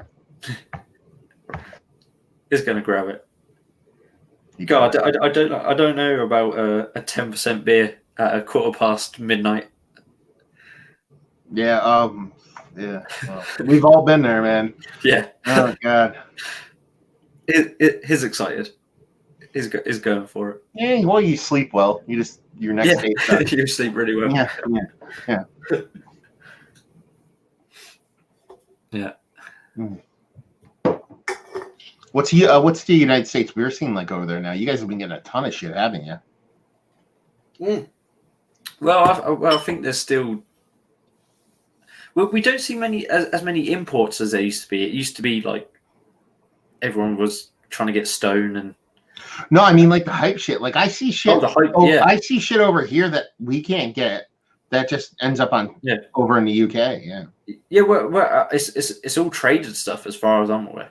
No, I mean like I've seen like legitimate like on shelf store like shit like shit you have to wait in line for over here at the brewery will find itself to a store shelf in the United Kingdom.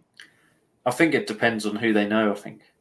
Yeah. Okay. Fair enough. and who it comes through. Like we see like other half cans quite a lot and all that sort of thing. Oh, what have you got other half right now? No, No, it's half acre.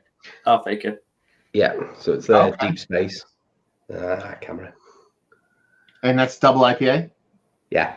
What did you pay for that? I paid, I believe. Did you buy that off a shelf? Like, was it? No, it was a bottle shop. So Yeah, that's what I mean. Yeah, it's somewhere between £7 and £8. Ooh, okay, yeah, that sucks. And then the other one is Jake's gone. Mobley House Imperial. Oh no, it's an Imperial IPA. I thought this was a stout. That's not good. Yeah, the like that half acre by me, because we get half acre stuff. I haven't seen that one, but we get a half acre double IPA for like a 4-pack where I live would probably be, I don't know, 16 American, which is what, 13 pounds? Yeah. Yeah, for a 4-pack. So you're paying double, which honestly I don't think is that bad. You know what I mean? When you're talking about import prices. Well, it wasn't cold change because he hasn't got any fridges yet. My nearest bottle shop to my work, so it would have been on a shelf. So I'm just trying to figure out how old it is. There's no date. Memory days video screen. Who knows what that means?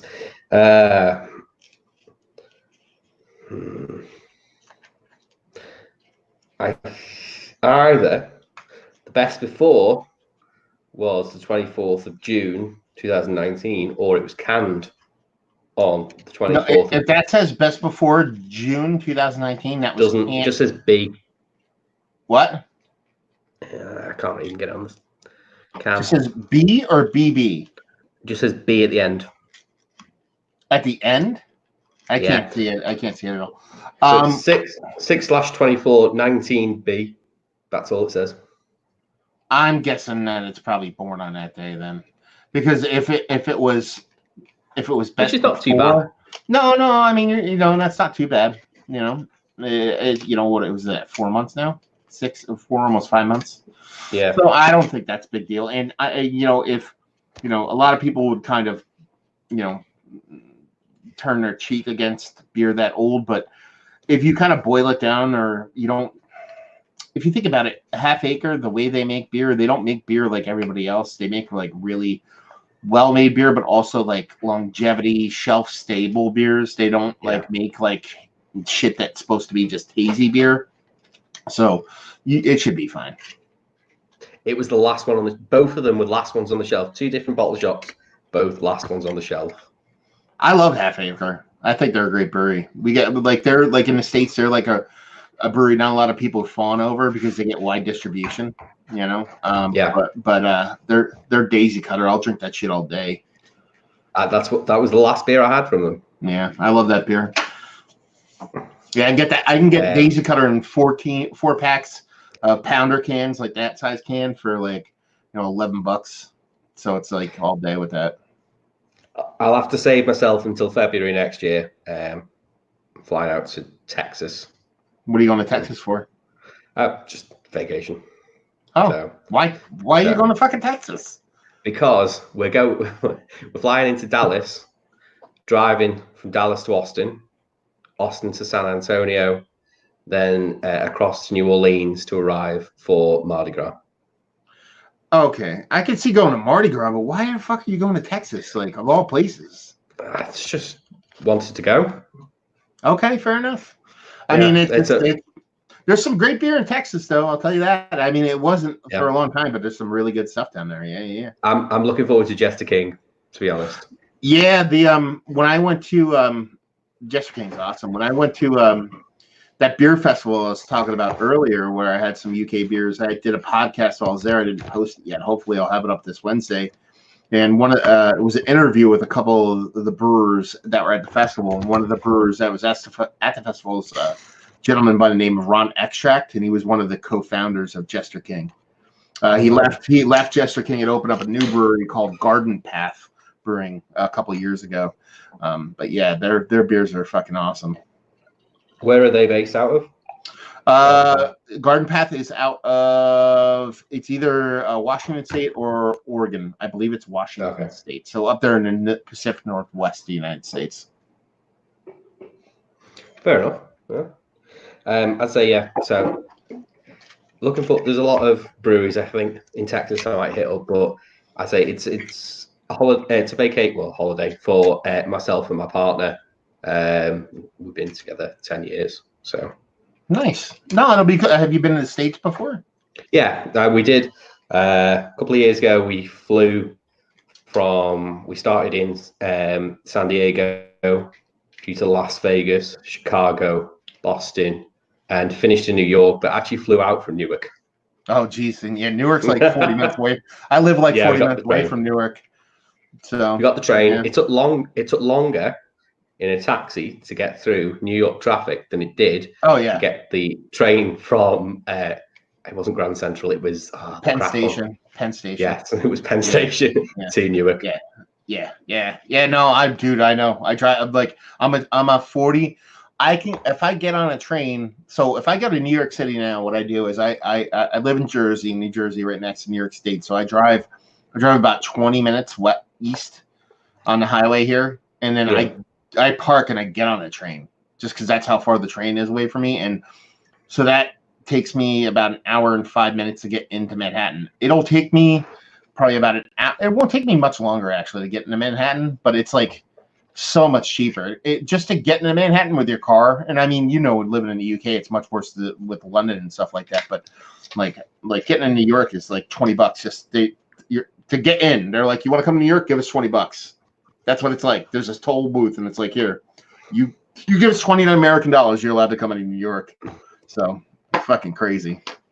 One of the things is Liverpool, the transport system is great. The buses, and also they have the train line all the way through. We've got 4 different train lines. It's really easy to get around. But when I'm looking at Craig's back. When I'm looking at places like Austin, there is no public transport. No. But now you have Uber and you'll be fine. Yeah, I've looked at the Uber price there. $60 to get to Jester King. Back. For an Uber? Yeah. To and back? Yeah, to and back. Yeah, $60. That's cheap, man. That's actually that's not I don't think that's expensive. If you were to think about it, if you were I understand that's like $60, but if you you had your own vehicle, it'd probably be like $20 in gasoline by itself. So you're really paying for Yeah, I know, I understand, but yeah, my partner doesn't drive, so it would be me driving, and I couldn't really enjoy Jester King because I'm one of those people. Half a pint is probably the maximum I would ever drink if I'm driving. Oh no, that's awesome then. But yeah, you want to go and get shitty, and I appreciate that. Yeah, not shitty, but no, have a good time. Yeah, 6 of 1. I really just think I just saw Rob's crotch, which was not a good view. Yeah, well, no. There's nothing like that. Craig, it depends which angle it is. I'm on my. I went onto my laptop. I can get as far as getting onto the screen, and then I added myself on my mobile. Okay. Took him 2.5 hours. Really. Yeah. Yeah, old. It's old. I need a new PC. That's it. No big deal. I was on my own at one point. I don't know what people. Yeah, you held in there amicably. No. I do have a little bit of beer left. I'm going full on James Marshall. I'm can't hear you. I'm in bed now. Hang on, can you hear me? Yeah, I can hear you fine. Yeah. I can't hear him. No, I can hear Rob fine. Now I can't. He's muted. Your audio's coming through fine. It's more just that you're mumbling. Yes. And rustling. Yeah. No, I've got headphones and Tell me they're audio. turned up Hang quite on. high. Oh, there you go. My That's microphone's much here. It sounds like I you're was- sensing you're I was landing in a never- fucking space capsule. I would now. never do it with that microphone. I've got ones on my Because you're laptop. I really wouldn't. loud in my ears. You fucking noisy people. Sorry. Let me turn that down. There is a thing called volume. It won't go down any further. That's what I he can said. hear you. I've had too many beers now. I've started with that. That's what he said. Hey. By the way, this I've got that much left and a small child to look after in the morning. It's weird. I can hear you on the laptop, not on the phone. What the fuck?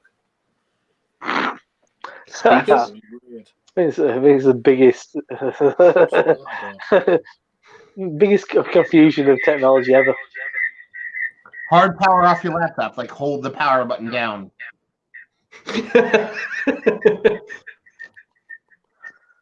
Beat just smash it against the wall. That's okay. By the way, I think Peter messaged before.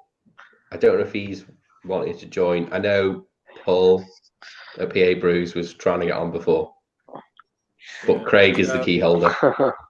Well, no, Jake's having issues as well, so I reckon it's StreamYard. It's nice. I've literally not had a problem.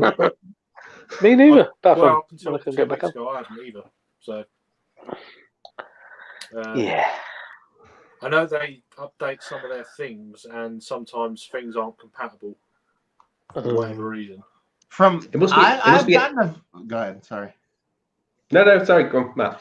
I've always gotten a vibe that StreamYard is like 3 people in their house is freaking out trying to make everything run. I'm barely like the world is crumbling on the back of their heels while they're running forward as fast as humanly possible. Like it's ghetto, dude. Yeah. Like StreamYard, like that's ghetto. They're like, yeah, no, this isn't high end shit. So No. No. So, Just there's go, like, something going on. Google I've Plus was heard absolute people dog shit, have so issues and what stuff. can we do? We've got the Well, I've not touched wood, I've not had problems. Yeah, the last couple of lives I've done, awful.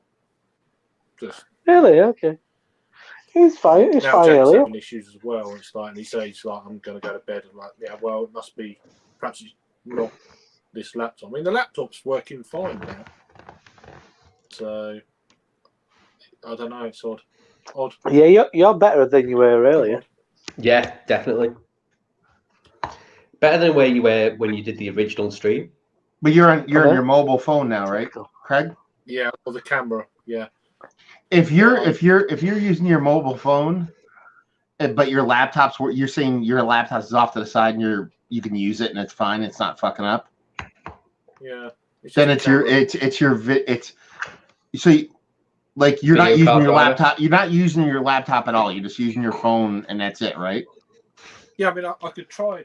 No. I'll be What back I'm in a saying second. is Don't touch anything. Yeah. no. What I'm saying is if your laptop's I'm going fine to drain the now, lizard. I'll be back in a second. if your laptop's fine now, it's most likely your video and audio because it was straining your laptop and your laptop was freaking out because it couldn't take it. So the only reason it's working fine now is because you're not putting that strain on it. Yeah, I don't know. It's Yeah. weird. I can't hear Rob on my mobile, but I can on my laptop. Hmm. Doesn't make any sense. One None source is good at all. enough. Yeah. What are you drinking, Matt? I mean, I'll try this again, but if it don't work, it don't work. And then I'll just... I'm drinking a West Coast IPA, a clear beer. Look at that. You could see through it. Look at Mine is a West Coast IPA as well. that. Yeah. Bitter. Not it's locally it's brewed, bitter and resinous, but it's not. It's got a little bit of new school hops going on, but it's really good. It's really really good. It's from a brewery called Pariah Brewing. Oh, yeah. Heard of them. Yeah, and I they're had a collab with Other Half at festival a couple of weeks ago. okay. And the name of the beer is Back to the Filter, hence the clearness, and it's the hoverboard from Back to the Future. Remember the hoverboard? Lovely. I like it. I like it. Mm. Yeah. Yeah. I've had 3 supposed West Coast IPAs this week, Okay. and I'm not sure if people remember what West Coast IPA tastes like, or that, or what does West Coast IPA taste like anymore. I don't know. I'm not sure of what the situation is. This one is kind of closer. It's kind of got that. It's got a nice clean flavour, but it's not bitter at all. Yeah, you have to have bitterness, though. You have to. That's the whole point. You know, this one is bitter, but it's not like over the top bitter, but it's really good.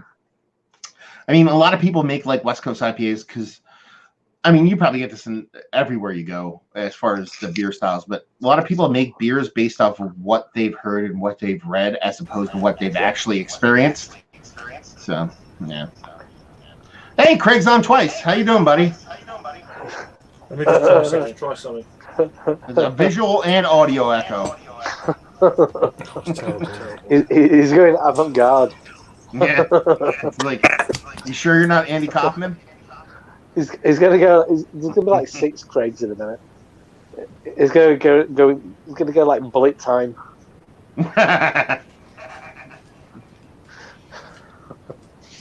Now, But Craig. Yes. Right, Craig. let's try now. Let's try now. Well, I have a question though. Since your phone works so well, why do you have a hard-on for getting your laptop to work? It's just easier. Okay. Just lazy. It seems to be working now. So Lazy. You've been trying to fucking sort this out for like 2.5 hours. So I won't class that as lazy. well, I class that as studious. Who's just, lazy? I'm persistent. So I've got fuck all battery left though. I'm just drinking this from the Garden Brewery, chocolate and pecan milk stout. They're from Oh, that's Croatia. Is that the beer 52? Yeah, Oh. I didn't review it. I just I'm chugging these. I thought you said chocolate and pecan mint stout. Chugging? I'm like, that sounds Milk. interesting. Milk. Yeah, milk stout, not a mint. Yeah, but yeah, it's okay. It's not a patch on the beer earlier. Then I wasn't expecting it to be. So Yeah, that took us by surprise. That did. that was awesome. That was good. So, God, it's taken Right, ages. to I'm get gonna this have, shit I'm gonna have to clear off, unfortunately. That's all right. That's all right. No worries. Matt, we need to organise something. Yeah, let's Properly. let's do some kind of like live stream Yeah. together. Let's figure it out. Absolutely. I'm game for whatever. Absolutely. Like Fridays are best for me, and I can usually get on my time around like 2 in the Oh afternoon. wow. So, Okay. Oh, that's so that's you're looking. cool. What's that? Doable. 8 o'clock for you guys? Yeah. That's easy. Yeah. About 7 So and 8, yeah, I can do it relatively early. So let's figure something out. We will organise something for sure. I've got a small awesome. child I've got to look after in the morning. He came and woke us up at about 10 to 4 this morning. Yes. Yeah. And I'm Well, on my own I have to tonight, look so- after myself, so you get no sympathy from me. I've got to take my niece to football. We're gonna be there for 8:30. So Yeah, but I've got a day in Manchester with Peter tomorrow, so that's gonna be fun. Mm. Yeah, Ellen Wigan's horrible, Oh, he's fully aware of that. and it's the land of roundabouts. That's New Yeah, Jersey, we're actually actually. going out to Charlton, but anyway, You have circles; they're not the same. fact too Rob. brief. But until next time. Yeah, we'll sort something out. See you, Rob. So that, Rob, Even that's cool. Yeah, that's bollocks. I've taken so long to get back on, but there you go. Weird. Are you still drinking the same? Oh, you drink the garden. Sorry. Yeah, just crack that. I thought, fuck it, I'm pissed off. I'm gonna crack open the beer and just. I had that before from Neon Raptor, Turbo Elephant. Yeah. With a IPA. If I can make it through this 10% one, There we go. I've got a Neon Raptor, which is next, which is the X's and O's All right, okay, cool. DDH Pale. But Is at the minute- that's a UK beer? yeah, they're based in Yeah. Nottingham. Yeah, Nottingham. Yeah. But the They're big- X's and O's is an American football reference. Oh right, okay, is it? Maybe Yeah. they're in. What? Like if you look at a can, that's actually an American football play Oh, is it? sheet. Right. Yeah, X's and O's. Yeah. Yeah, like in American. Oh, yeah, it is. In American football, I didn't even register. Yeah, X's are like one team and O's are the other, and see the X's are blocking the O's, and like Oh, yeah. that's an American football reference. But they're based in. I don't know if you can see it. They're based in Nottingham. None. Yeah. Okay. Yeah, not Midlands. Yeah.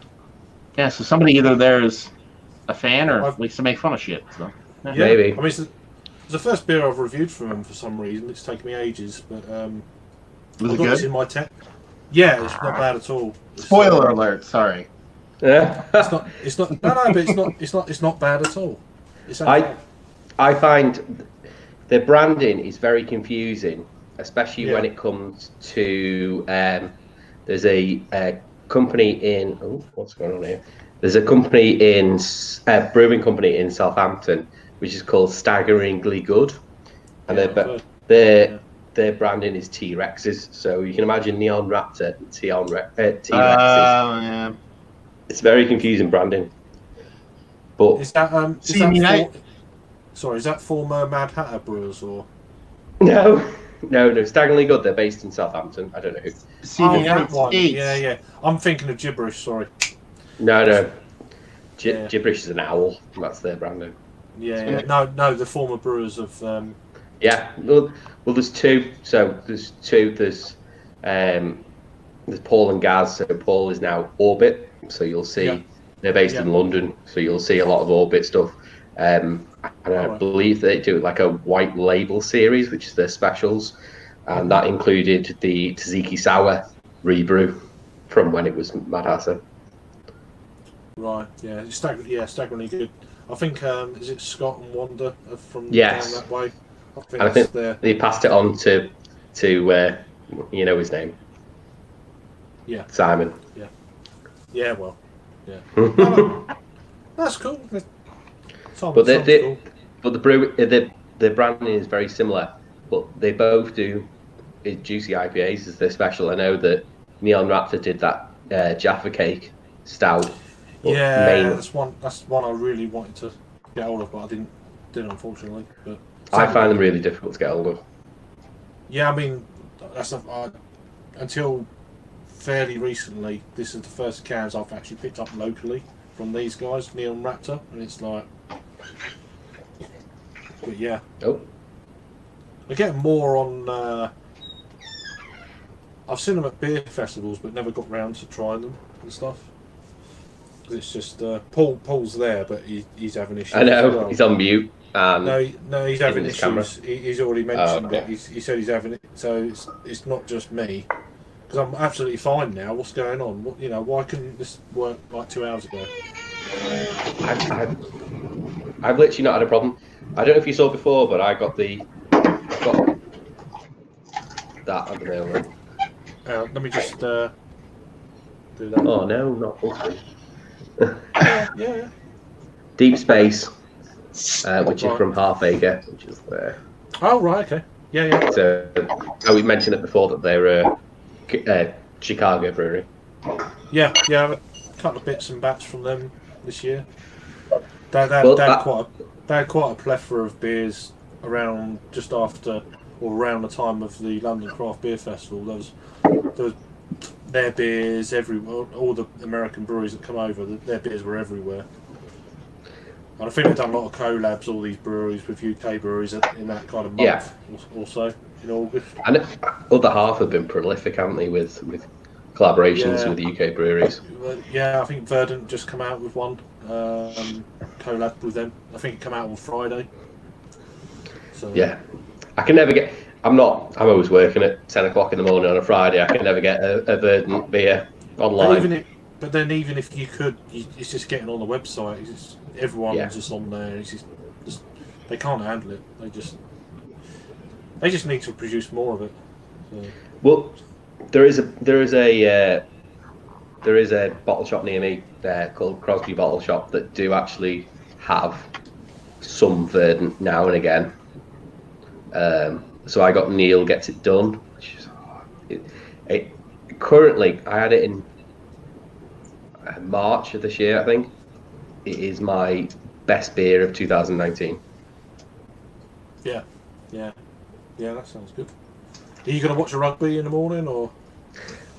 I'm not. I've already said it. I'm taking my niece to football at Oh right, okay. 8:30. I think that's the kick-off time. I'm not actually a rugby fan.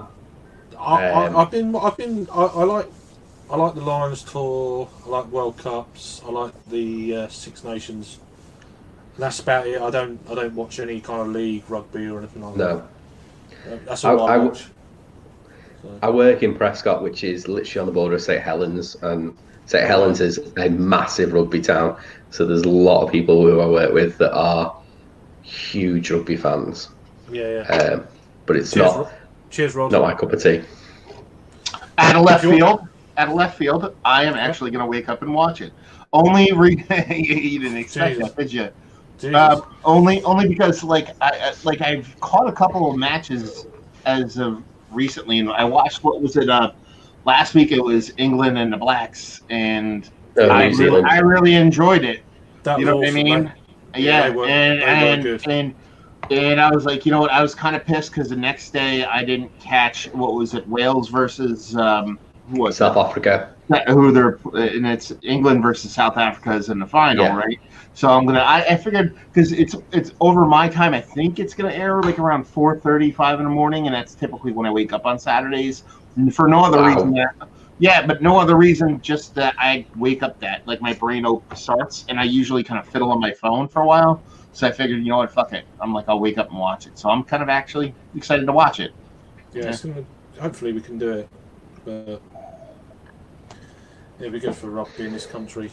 Get youngsters involved, and that's what it does, doesn't it?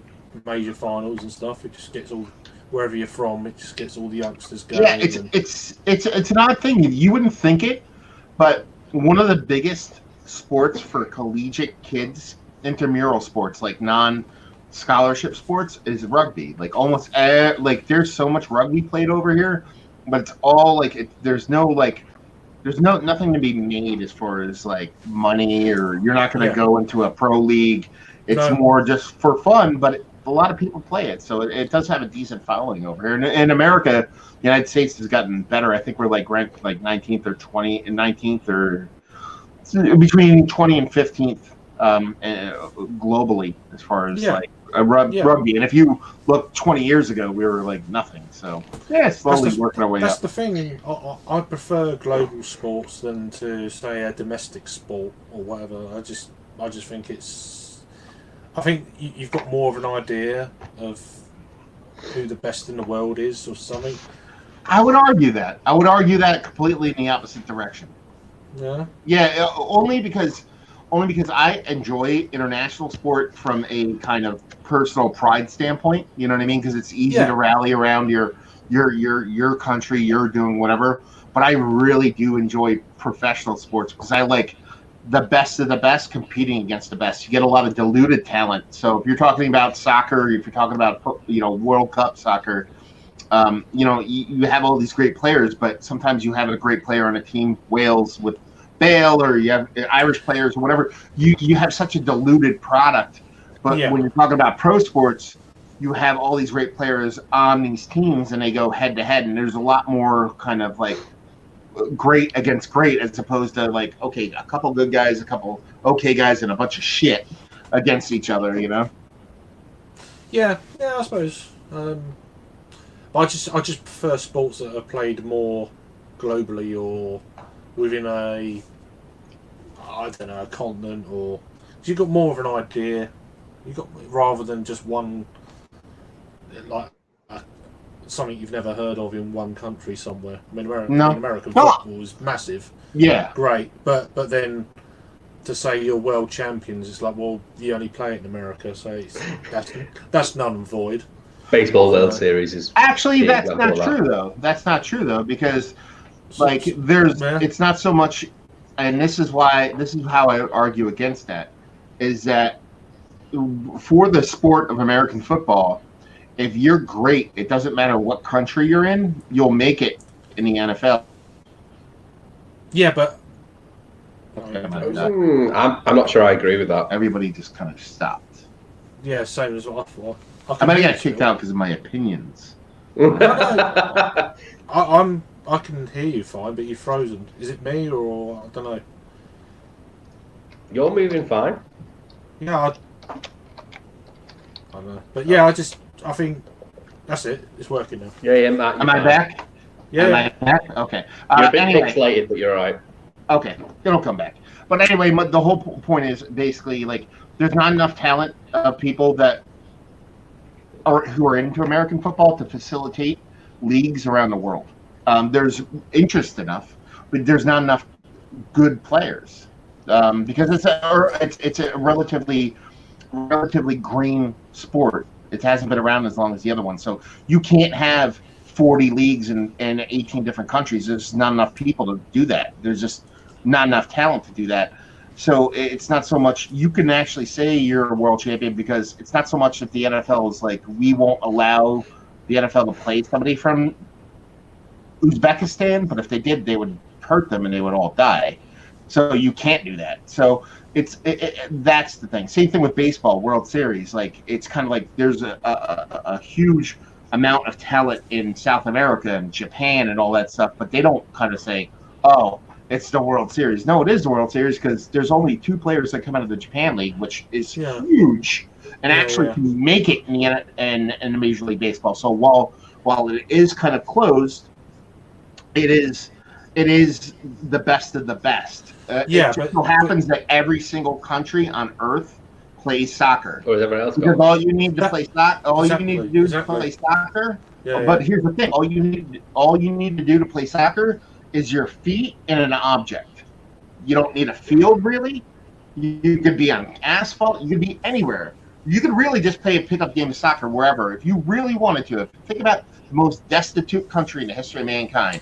Exactly. They could take like a bunch of rags and tie them together, throw them on the ground, and they could play soccer. You can't do that with baseball. You can't do that with football. It's kind of like how basketball is growing in the United States is because it's more complicated than soccer as far as getting a team onto the court, not necessarily the game itself, but as far as getting people onto a court with a basket hanging. That's what I'm talking about. Yeah. But its footprint is tiny, and all you need is your feet, a ball, and a hoop, and that's all you need. Whereas baseball and football requires so much more bits and pieces to it to actually accomplish something. Yeah, but I mean, what I'm saying is you could be good at it, but then if you want to go further, then you have to go to America to play it. But that's every sport. Like if you're great, if you're absolutely 100% great at soccer and you're in South America and you never leave, you'll be shit. You have to go to Spain, you have to go to Italy, you have to go to England. No, but no matter what, you still play for your national team, and you can compete against other national teams. But with American football, you can't do that. You're in America and you play against another team. You can't do that. It's domestic. That's because other countries don't have teams. So how do you hold that against the sport? It's more of a domestic game. That's what I'm saying. It's not like they haven't got. There's global, regional institutions for soccer. But how do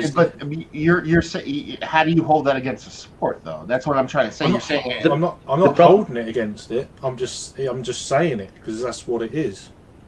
If you look at the sports that are mainly US centric, so you're looking at your baseball, you're looking at American football, there is no qualification. If you look at every other sport around the world, they have to qualify, and there are build-ups to a World Cup where you have to qualify, and it doesn't matter what country you're in, you have some sort of qualification as a step to get there. So if you're good enough, it doesn't matter. It doesn't matter where you are internationally because you qualify. But if you look at a baseball World Series, there's no qualification.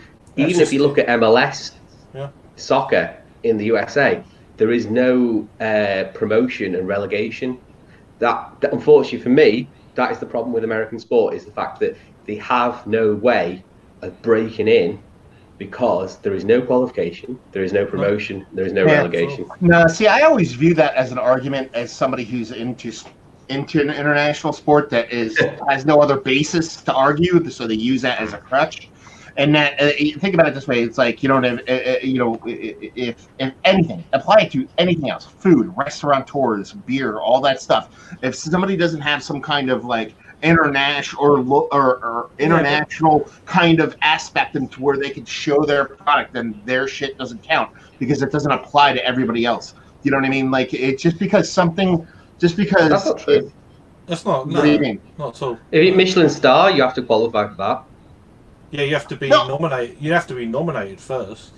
Well, Yeah, if you but actually look at it, the Michelin star is a fucking joke, and you literally have to do a repeated menu. Anyway, it's pretty got nothing to do. basic That's got flight nothing. That's got But nothing my, to do with and that's sport my anyway. point, and that's my point is that you're basically what you're trying to say is that American football doesn't matter because nobody else does it.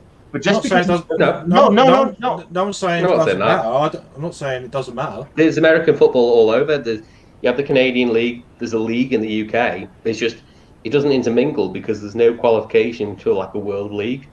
No. Same with baseball. No, Okay, I so love this. I love the sports. I'm not downplaying it, or I think it's great. But But then what was the argument? I wasn't arguing. So I was just saying there's no qualification. It's discussion. There, that's the word we'll use. Yeah. No, I'm not trying to argue. I'm just. But it's just different. That's all.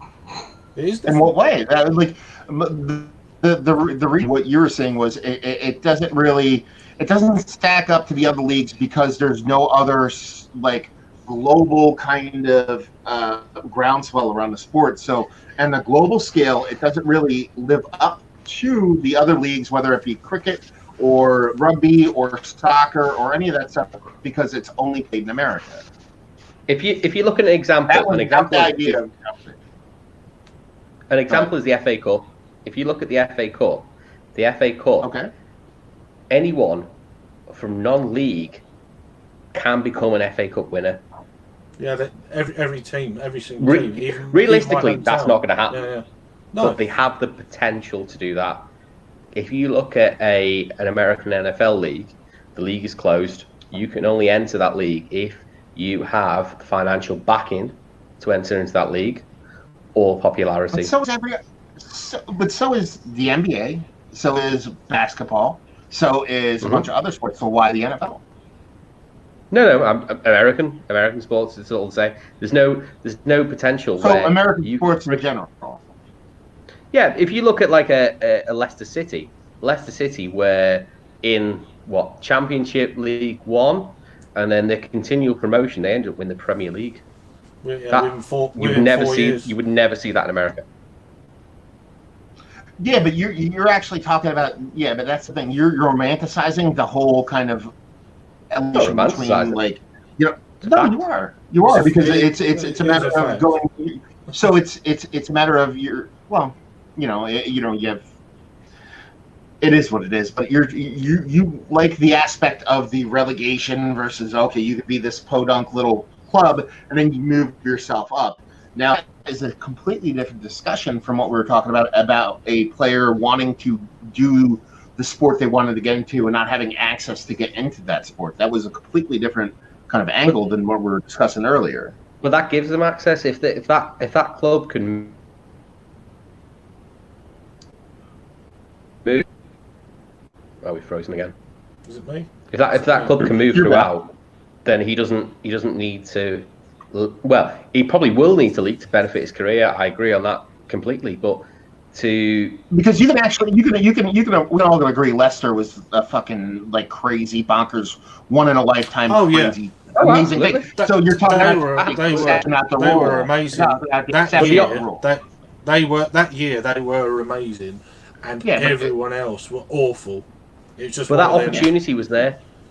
There's no opportunity. But there's an opportunity. You basically said there was a long shot. Someone had a long shot, and they played their cards the best they could, and they rose to the top, which anybody can do in any league. If you think you're gonna, you're squinting your eyes. If somebody's from another country and they love American football and they think they're great at it, then they can do what they can do and try to in the NFL. They can go to a college. They can play for a team. Just because there's the youth academy system doesn't exist in the United States doesn't mean it's neither wrong nor right nor better or worse. I'm not saying it's wrong. It's just not what you guys are used to. No, I'm not saying it's wrong at all. I'm just saying it doesn't give the opportunity. But it is different though. It is different. It's different. You can't. But the opportunity is there if you're good at anything you do in life. It doesn't matter what you do. If you're a great brewer, if you're a great person, the opportunity is there. is there an opportunity for someone who sucks to kind of excel? No, because that's I don't understand that. But if you're really good at what you do, you'll find a way. So I don't understand the conversation. I was talking to more of a club entity. So if you look at your local, if you look at your local team, so whatever team is nearest to you, they are never going to make the NFL because there is no way they could do that. But what you're talking about is a thought process that we don't even give a shit about. There's no local, like there's no NFL, like there's no American football local team down my road that would aspire to be in the NFL. It doesn't exist. Yeah, we but don't that's think like that. That. You know what I mean? But that's the difference, though. Yeah, that is the difference right there. Whereas there could be you're arguing that there could be a non-league soccer team in the UK that could climb the ladder to get to the very top. They can do that if they're good enough. There's an option for them to do it. There is an option here. It's you go play in college or you move to the NFL. Yeah, college football. But that's an individual. Yeah, but that's different from the NFL. College football. I mean, college football. If you're good enough, a big team will buy you, and then you're in the NFL. Yeah, that's an individual. To do it with the club locally, like college football or whatever it is, they can't all go up together. But actually, I would argue the different. But that's the thing. You're kind of like championing the kind of like local town club mentality as the correct and right way things should go, as opposed to. We're not saying it's correct or right. You are. No, you are. I'm not, because otherwise it wouldn't matter. But I don't care. I'm just saying how I see it. I don't care. If there's a really good player, on a small countryside club that's bonkers amazing, will he have opportunity to make it in the English Premier League? Absolutely. It's okay. Yeah, but what I'm saying is, but what you're saying is that club can't go up. So we are talking about the club. I'm talking about clubs, not individuals. Yeah. No. But I just said that small club is arguing that small area club can't rise up into something else. That's not how it's done over here. It's like I don't that's understand. What I'm talking about. I'm not arguing about it. I'm just saying. But you're arguing about opportunity, and for me, opportunity is for the best players to find. Like we were talking about earlier, I like pro sports because I like the best against the best. So if a best player, whether it doesn't matter what sport it is, they have the opportunity to find it into the best leagues. I care less about, 4 miles over that has a local soccer club becoming the best soccer club in the United States. I could care less about that. Yeah, but that's the difference though between the way we look at soccer and the way you look at American football. It's different. What's the difference between a player? Sorry. I'm not arguing about it. It doesn't bother me that much to argue about it, to be honest with you. So, what's the difference between someone that is outstanding as an individual and a team that plays epically together? There's a difference between one player being crazy talented and a team that just works together. And as soon as you split that team up, they don't work the same as individuals. And the difference is. I wouldn't say that because I think there's a bunch of crazy talented people in all aspects of life. Oh yeah, I think I'm not disagreeing with that. Because and what I think you find the beautifulness is when you have a bunch of really talented people that are passionate and genuine enough to be able to put their egos aside and work together. So, for example, if you had a team of really egotistical, horribly attitude, like can't stand each other players that are world class, and you put them on a bunch against the Sunday beer drinking, knock around guys that don't know how to play, but they're really good friends and they work really good together, they would get their asses smoked, Yeah, like they would lose like 110 goals to nothing. Like it would be that's that one badly. end of the scale to another. There are close examples. And that's my point. So at the same token, you could have the best of the best that don't get along. Then you could have the best of the best that get along, and the best of the best that get along will smoke the best of the best that don't get along. So you know what I mean? Like, yeah. So but there are closer examples than those two extremes. Mm-hmm. But I don't think club at least in sports in general, and I understand it's very romanticized in England. And I appreciate it, and I think it's a beautiful thing. But I think, you know what I mean, like club loyalty sometimes can be a little bit too detrimental when it comes to actually. You look at so many different like teams that just kind of their shit goes sideways just because they can't get out of their own way and do something that's right because they're based on club loyalty. So if you even look at the top teams, they kind of just, you know, I'm an Arsenal fan. Right now, we're just fucking hot garbage. You know what I mean? Like, you know, it's like literally the worst vibe in the history of fucking sports right now, and we have decent. Because Arsene Wenger got old.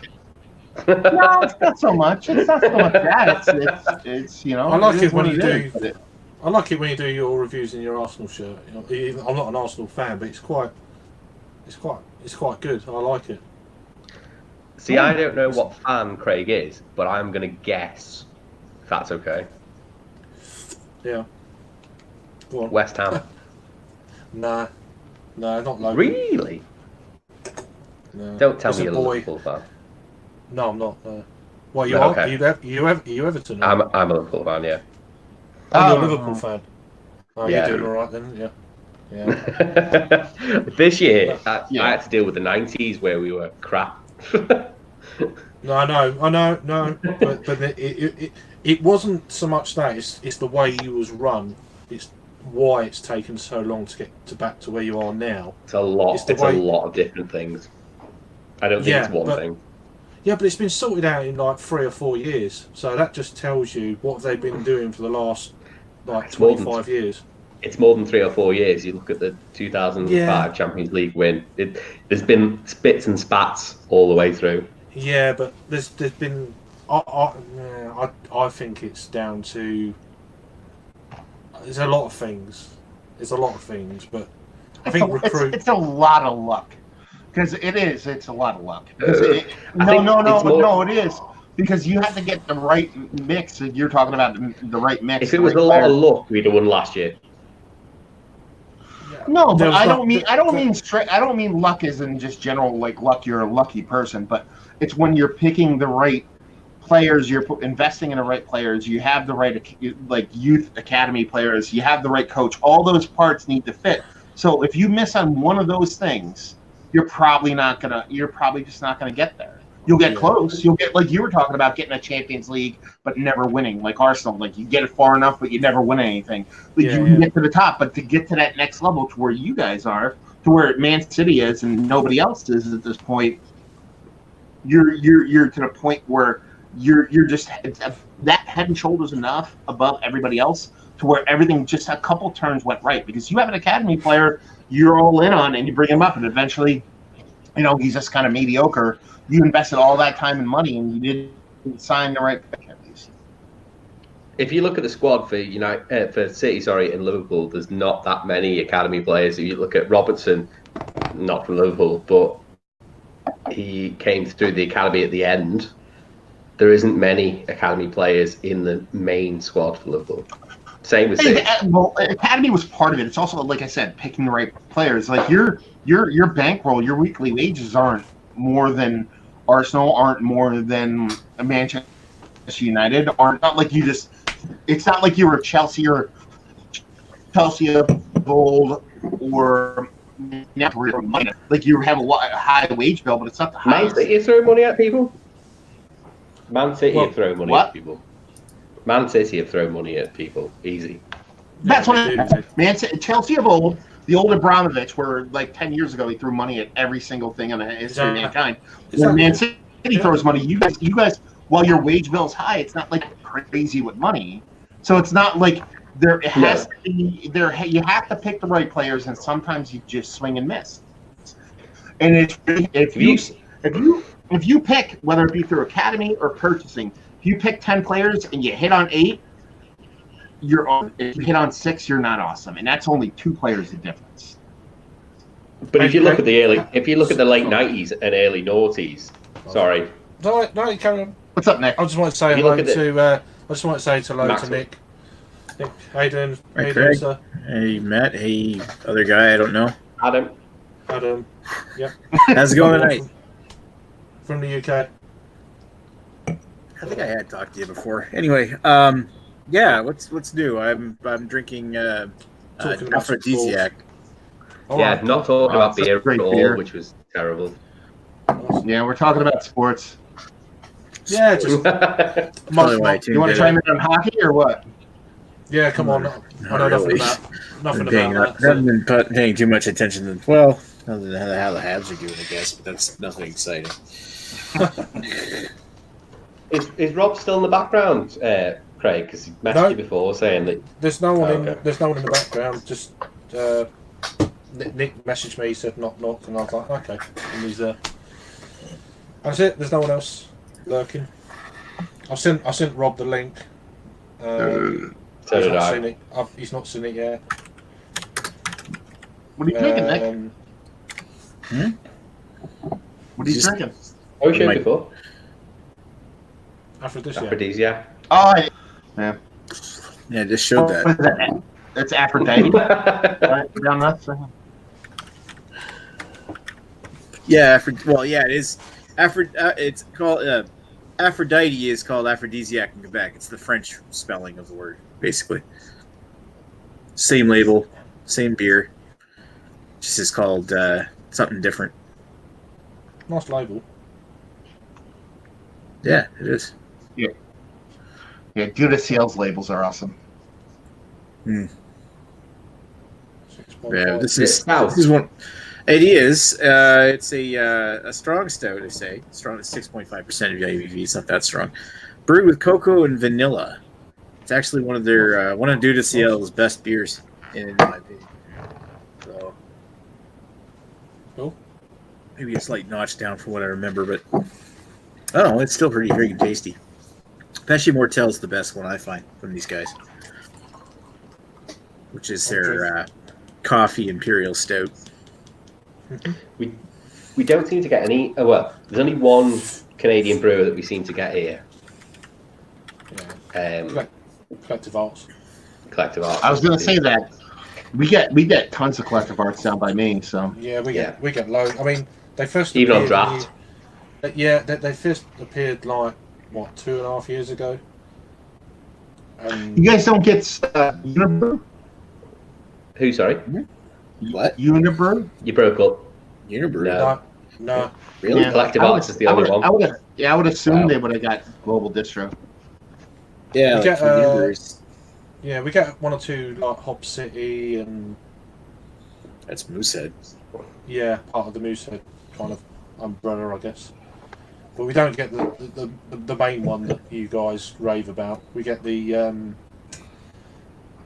is it the lager, dark lager, or amber lager? I can't remember what it's called now.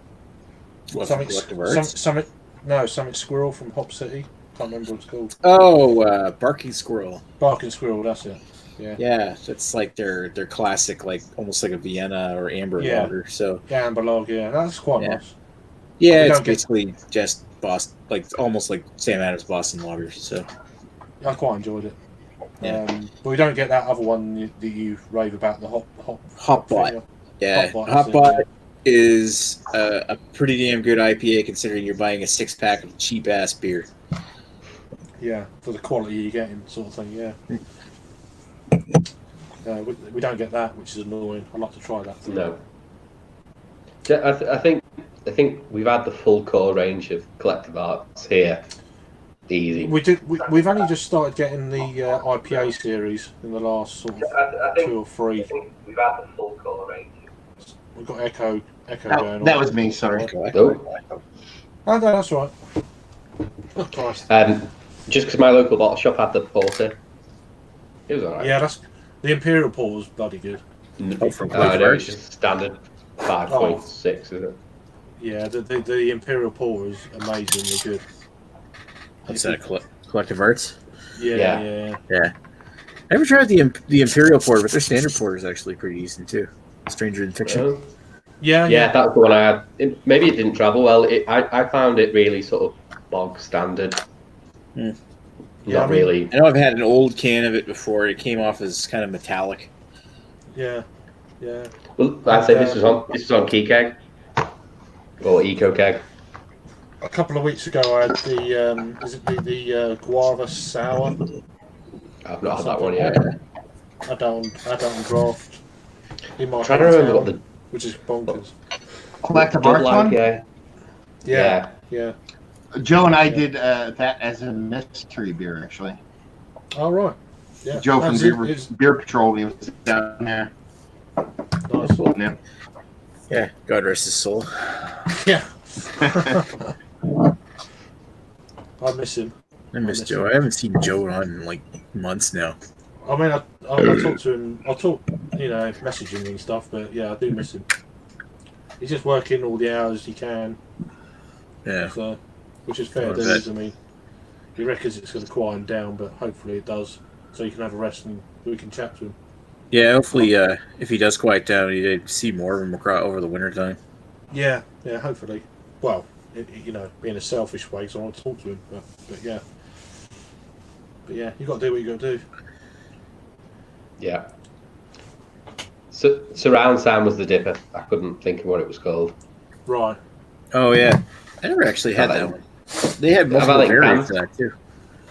They had a couple of versions of that, I think. Yeah, like depending on It's the different label hops. though. It's not the actual version, is it? It's There's just the different hop, label. I think it's the hop variety. There's Oh, a is it? couple of different hop combos, I think. Off the top of my head, probably wrong. So. And mine was the Simcoe. So if that means Is that anything. greener? Is that green? Was it green on the label? Well, I've seen it green, which I bought, and then also in the same bottle shop they had blue, but it was Blue both as well, Simcoe. yeah. Oh, okay then. Well, perhaps It's I don't to know. do with the musical artist, isn't it? That the I don't know. I don't do, the research. I think Matt's frozen. Sometimes. Can you hear us, Matt? Yeah, it looks like I'm not frozen here, but at least for me. Yeah. It's pretty sure. I'm pretty confident that this whole thing is not as bad on my laptop as what I thought it was, because Jake got kicked off, you've frozen. It's like it can't all be someone's laptop or whatever they're using. It just No. can't be. there's no alternative though to SteamYard, is there? No, not at the moment. I mean, I don't know what not Facebook, YouTube are at with bringing this thing out. I've heard rumours, but I heard November they're going to bring stuff out, but I don't know. Yeah, I wonder if there's I like don't know a, I wonder if there's like a way you could like because what it looks like SteamYard has a problem with like how many users are using it at the same time, and that causes issues. Yeah, Like, see I if think you so. could do like another service to where like everybody connects to like a Discord or something like that, and then you stream just the core feed to Yeah. YouTube or What a StreamYard. throw! You're using like a secondary kind of Yeah. a secondary chat system, and then it's throwing just a singular feed up. You would lose the whole chat thing, but I don't think it would be that big of a deal. But last time we were on, Craig, we had 8. Oh, it was 6, was it? Sorry. no, it could only have been 6. Yeah, it was 6. but it worked fine. That worked okay. I done one last week and it was terrible. But by the end of it, I got back on, and a bit like today, really, it's same issue as last time. And I was expecting it, and it happened. So it's kind of one of them deals. But whatever. Yeah, I'm watching our feed right now on a separate computer, and I'm frozen and Nick's frozen. At What? certain points. Yeah, Nick's well, frozen? you're not. We're not. Nick's not what we frozen, see he's right not now. moving because I can see his eyes going. on the on the actual feed that other people are seeing now. Are we Right. You know really? what I Yeah. mean, on the actual Oh, okay. feed. So Nick, and it's on a moved separate his internet eyes. network moving. and all that. So Oh, well. now he's Oh, well. moving. Yeah, so I'm like, sure. it's- I'm sure. I'm Ooh, sure what you people got? will be all right. I'm drinking a beer from Big Smoke Brewing Co. The Dark Wave Porter. It's 5% ABV. You're just naming That's my okay. advent calendar beers, Craig. Oh God, you don't want this for an advent calendar beer. I mean, it's all right, but it's not. I haven't tried it. It's in the advent calendar. Serious? Oh, you are actually being serious? I am actually being Okay. serious, yeah. Oh yeah, they're out of Surrey, in the county of Surrey, in England. You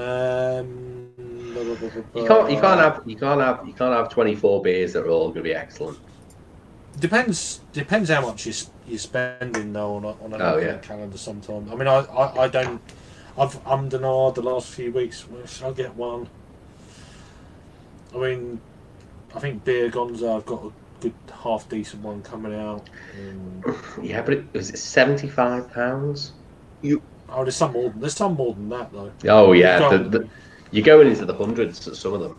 Oh yeah, I think there's a bottle shop in London called the Ghost Whale, and they do one. They do a Yeah. normal one. They do a ridiculous one. It's like just under 200 quid. It's like they're probably very good, but then they should be for that price, kind of thing. So, It's no offense, it's people that have got more money than sense. well, no. Now you said you can't have 24 beers and all be good. I would argue that you buy a case of Jenny Cream Ale or buy a case of Miller High Life. Those are 24 damn straight delicious beers, straight up right there. In America, yes. I've never tried them. I'm just saying. Yeah, I mean, buy that a case of like good like Sierra Pale or whatever. You know what I mean? Buy a case of Chimay. Oh yeah. You know what I mean? Drink that. You're gonna have 24 straight in a row that are pretty damn good. oh yeah, You could, Oh, yeah, awesome. But for variety, you could not. I know. I'm just trying to be funny. It's not like You are funny, but you're not moving at all. You're frozen. Yeah. Well, I'm gonna go. Considering I'm frozen and semi-funny. Why don't It was fun hanging out, man. You try joining again, and it might be all right, unless you Yeah. want to go. Whatever. No, I gotta go too. I got a puppy and shit I gotta take care of and stuff like that. Oh, you're now not frozen. Yeah, you're right now. You're all right now. Of You're course. good now. Yeah, of course. But enjoy your night, Thanks for- guys. Thanks very much. Thanks for joining. Thanks for joining. Thanks very Cheers. much, Matt. Yep. We'll Cheers, see Matt. ya. Take, Nice talking to you, Matt. take care. I think I offended him. Sorry. Oh yeah, totally. Yeah, you can't offend Who the Matt. fuck is everybody else? I don't know. I'll put the link out there. Steamy heart's broken. Matt is frozen. It's still there. So I'll take that off now. He's not there no more. So, yeah, Craig, your internet's I actually actually working think pretty well. well. yeah. This is what happened last time, and it's like, what the fuck was you? What are you going on about? I've always been here. You know, I think it's just. It seems to be a time of day. For some reason, between 9 and 12 o'clock or whatever it is. It's 20 past 1 now, but I wonder what time it is internationally. Well, Well, where it's- I'm at, it's quarter after 10 here. Yeah, but it's 4 hours. when it gets It's 4 freezes. hours. It's 4 hours difference at the moment because we put our clocks back, so we're an hour closer to you at the moment. Daylight savings. Yeah, we put our Daylight clocks. saving. We changed our clocks this weekend. So Yeah, this weekend, Oh, okay. which is annoying. But in the springtime, though, it was a month. We put ours forward a month before you do, Oh, really? I didn't know that. which is really odd. But in the autumn, it's a week. It's to do with daylight, though, isn't it? It's not to do with.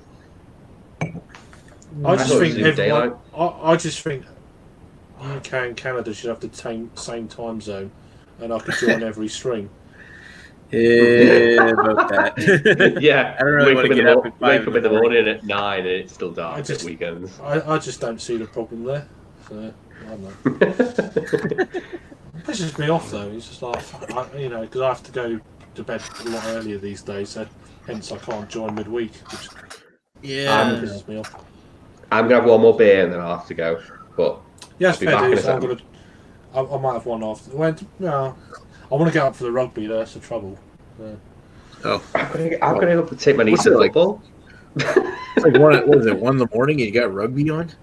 It's, No, the no, rugby's it's, at like 7. no, half it's eight. late. Oh, you gotta get up in yeah, the morning. Okay. half 8, 9 o'clock in the morning. Yeah, But it's still. If I'm up until 4 o'clock in the morning, then it gets a Yeah, bit. it really causes a problem. Yeah, I hear you. But right. yeah, I'll be back in a it's- second. I'm just yeah. gonna wash my glass. Yeah, all good. Cool beans. I'm about to Yeah, crack it's open nice. another beer or two. Nice catching up with you. Yeah, I mean, it's cool. I totally forgot that you guys were still online. I didn't know if you'd be out online that much longer. Well, I mean, I was going to shut it down because it took me like an hour and a half to get back on. It just, Oh, really? Like, yeah, I just didn't want to know. Now it's like, yeah.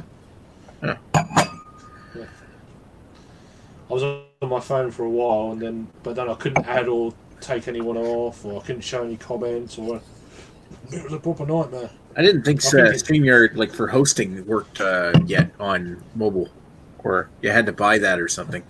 No, you can add you can get on there, but I was the host, so I couldn't. I added myself. I actually got on to the page, Oh, weird. but as soon as I went on with my camera and that, it just went all tits up. So Nice. I added myself on there, and then it comes up on the screen below, and then I just let me show look at that. And I'm gonna Good crack as. this open. Trailway brewed as Trailway. an IPA Oh. with Muteca hops from Fredericton, New Brunswick's Trailway, which is the brewery I rave the most about here in New Brunswick, Canada. Oh, nice. They're like Yeah. above and beyond just about everything else being made in this province at the moment. Even you're approved of some of the stuff I gave them. Right. Like as far as like, look at that. Isn't that nice? Oh, that's beautiful. Oh, Creamy. yeah. Looks creamy. Like kind of creamy and luscious. Not like these guys don't make mistakes sometimes, but like their IPAs are just genius usually. Yeah, but they're probably going through that period where they were like a bit here and there. Sometimes you've got to do that as a brewery. You've got to take the hits sometimes to get the gains, I guess. Oh, wow, that smells really good. It looks fucking amazing, to be fair. It looks really damn good. Oh yeah, I didn't even pour the whole thing out of the can, but it's super hazy as fuck, and it's got this nice gratuitous head on it. Nice. It's got a nice creamy kind of vibe to it. Mm. It looks like one of them IPAs you get. Like you can see already, it's got a good mouthfeel to it. It smells like passion fruit, I think, not like a lighter, fleshier kind of passion fruit. I'm thinking more like, trying to put a word on that. Is papaya like a lighter? I don't think it's papaya. Yeah, I think, Guava? It's one of those like light tropical notes, though. It's like very apricot, stone fruit, passion fruit kind of yeah, smell. passion fruits are lighter. That smells beautiful. It looks smooth. It looks smooth. As does that beer he's pouring out there. Oh wow! Look at that sucker. What's that you're pouring? That is Frozen. Oh god, is it me? no 4.2. Say that again. Sorry. Did I get her to repeat that? Sorry, No, it froze. Neon Raptors, X's and O's, a DDH Pale at 4.2. Nice. DDH Yeah. Pale, nice. What did they say? What they hopped it with? Oops, sorry, you broke up. Yeah. Was it? What hops has it got in it? Does it say? Or is it just It a random? says, Just says the random ingredients, or yeah, it does. Hang on. It says dry hop pale ale, heavily dry hopped with Southern Hemisphere varieties of Ella, Enigma, Vic Secret, Ooh. and a touch of Citra. right. So Sounds you tasty. get much of the Citra, or is it being swamped by? I've got foam before, so hang on. One of, like Oh, New right, Zealand yeah. style hops, I think, isn't it? Is Like it going to be more earthy than Citra? That's what I'm thinking. Very tropical. shit. Very Is Vic, tropical. is Vic Secret? Is that New Zealand or is that Australian hops? Pass. It's definitely one of them. I think it's New Zealand.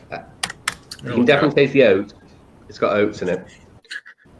To give Australian. that It's funny. The first thing that pops up Australian. when I look up Vic Secret is Victoria's Secret. body. Yeah, I assume. Hey, Is that just all not your right. search Lingerie photos. Nice. Sweet.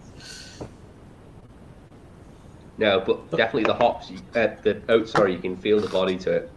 Pale, but Yeah. Yeah, this is the one before you got back. This is what I cracked open. A good as from Trailway, IPA hopped with Muteca. It looks really good. I mean, mouthfeel to it. Oh yeah, nice creamy mouthfeel on it. Yeah, it just looks it. You can just tell. Yeah, the smell caters right into the taste. It's nice and flavorful. Not super sweet, but very juicy. Is Muteca US hop? It's not one I've come across. No. I know I've had something with Muteca in it before. I thought that was New Zealand. But Yeah, Muteca's New Zealand. Oh, okay. Yeah. I got one right. Yay.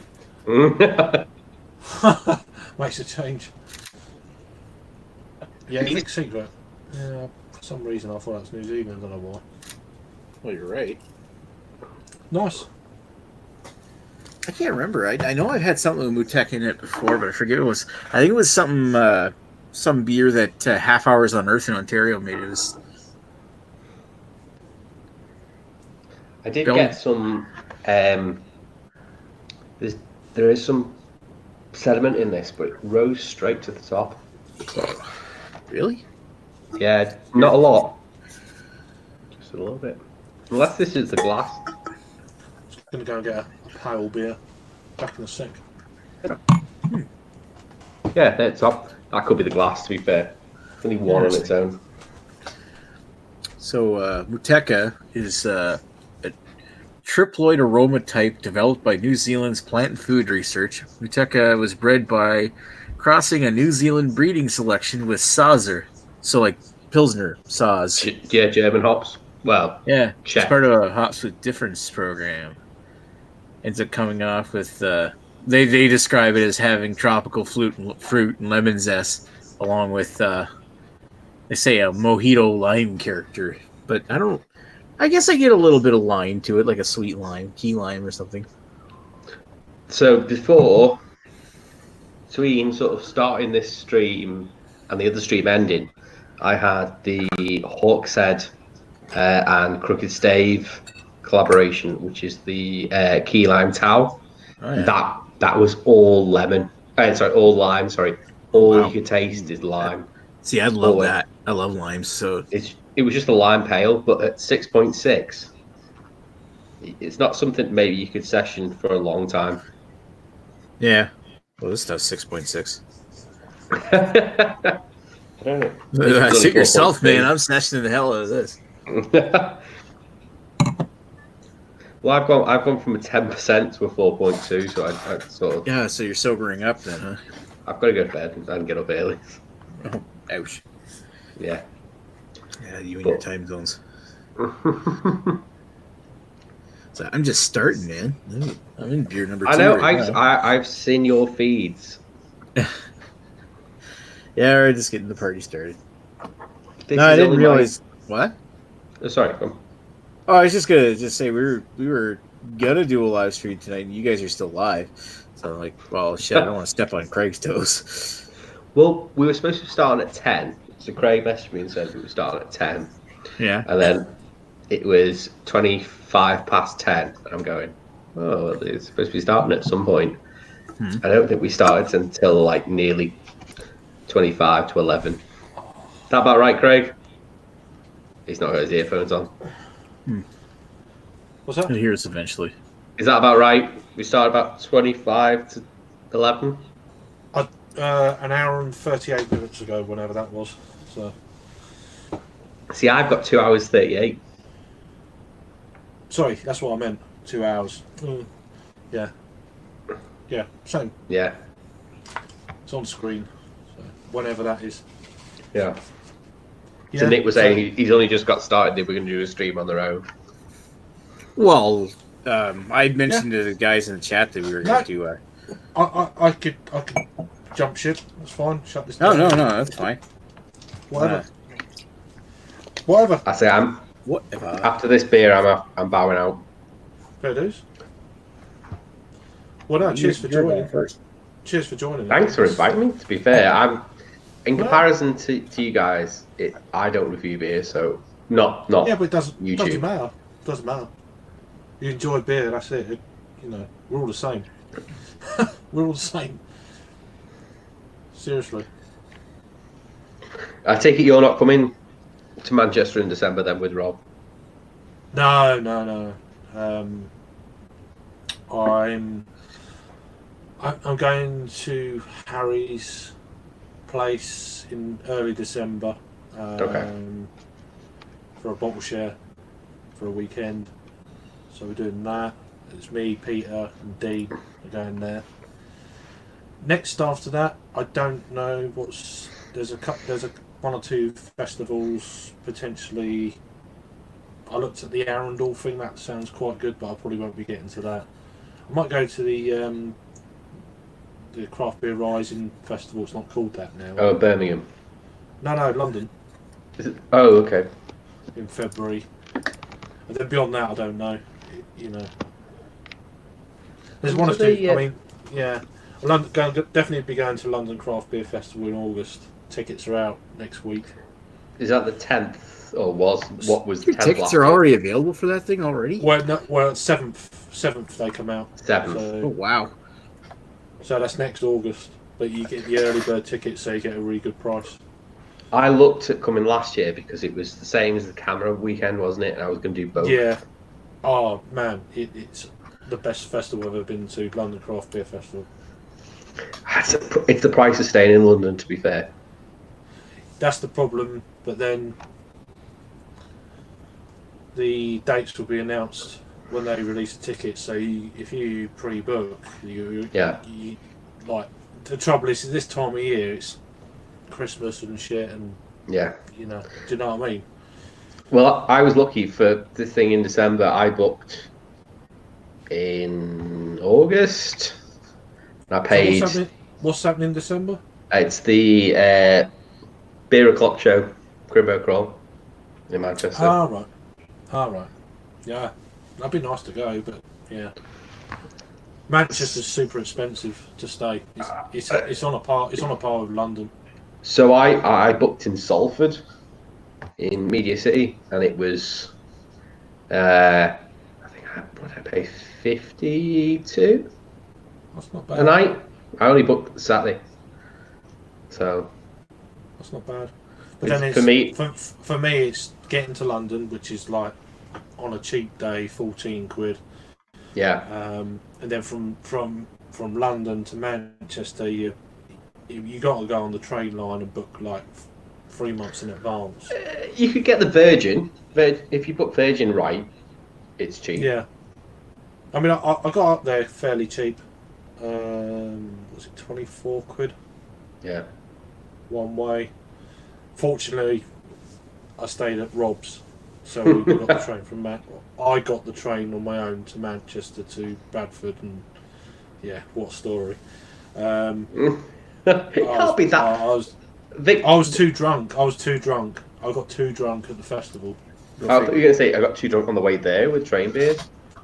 No, I didn't even have any train beers. I just hammered loads of big ABV beers and like 20 or 30 big ABV beers and really good beers, and really enjoyed them. But I thought time's limited, so I just smashed through loads of stuff, and it backfired. So, well, not For quite me, backfired, but yeah, it was good. But yeah, it could have been better. I got too stupid. Mind you, I was a bit stressed that kind of couple of weeks before, so I had stuff going on. So and then I was like, I'm on it, you know. Yeah, one of them kind of situations. But yeah, it was good though. But yeah, it could have been better. It did. When I said about the Colonel Table being the best beer I had, for that indie man, I went with my dad, and because of my dad's health, I had to keep the low ABV because I didn't want to let him feel left out. So, by a country mile, and the Wylam's International IPA that they did was great, but Colonel Table beer, you could smash that all day long. It's probably, that was my first table beer I ever tried, like back, Christ, for about 8 years ago, something like that. Well before doing silly videos and stuff. Oh, sorry, he's just gone for a beer. He's still there. Yeah, way before I was doing reviews, and that was my first actual table. I think it's probably the first brewery in the UK to bring out a table beer. that I know of. I'm probably wrong, but I don't know. Sure. Yeah. I'm pretty sure. So we've got 3 live viewers. What you're drinking? Put your comments in. I'll throw them I up know. on the screen. Or There's if you no want one to been join- commenting for an hour.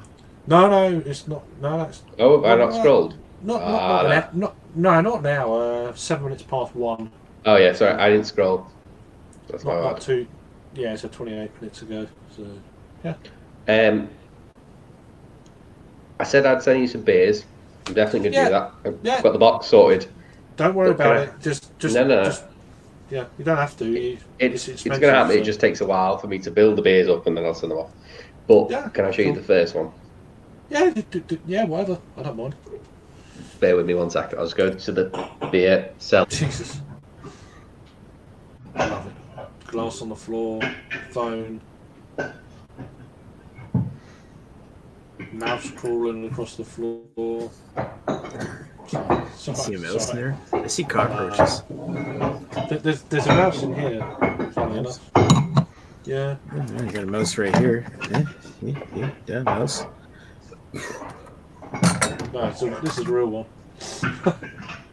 Oh, you actually got a pet mouse. No, it's just the mouse. It comes out sometimes and it's like doing all this sort of shit. Spider-Man talks. I'll get rid of it. Sorry. All right, Spidey.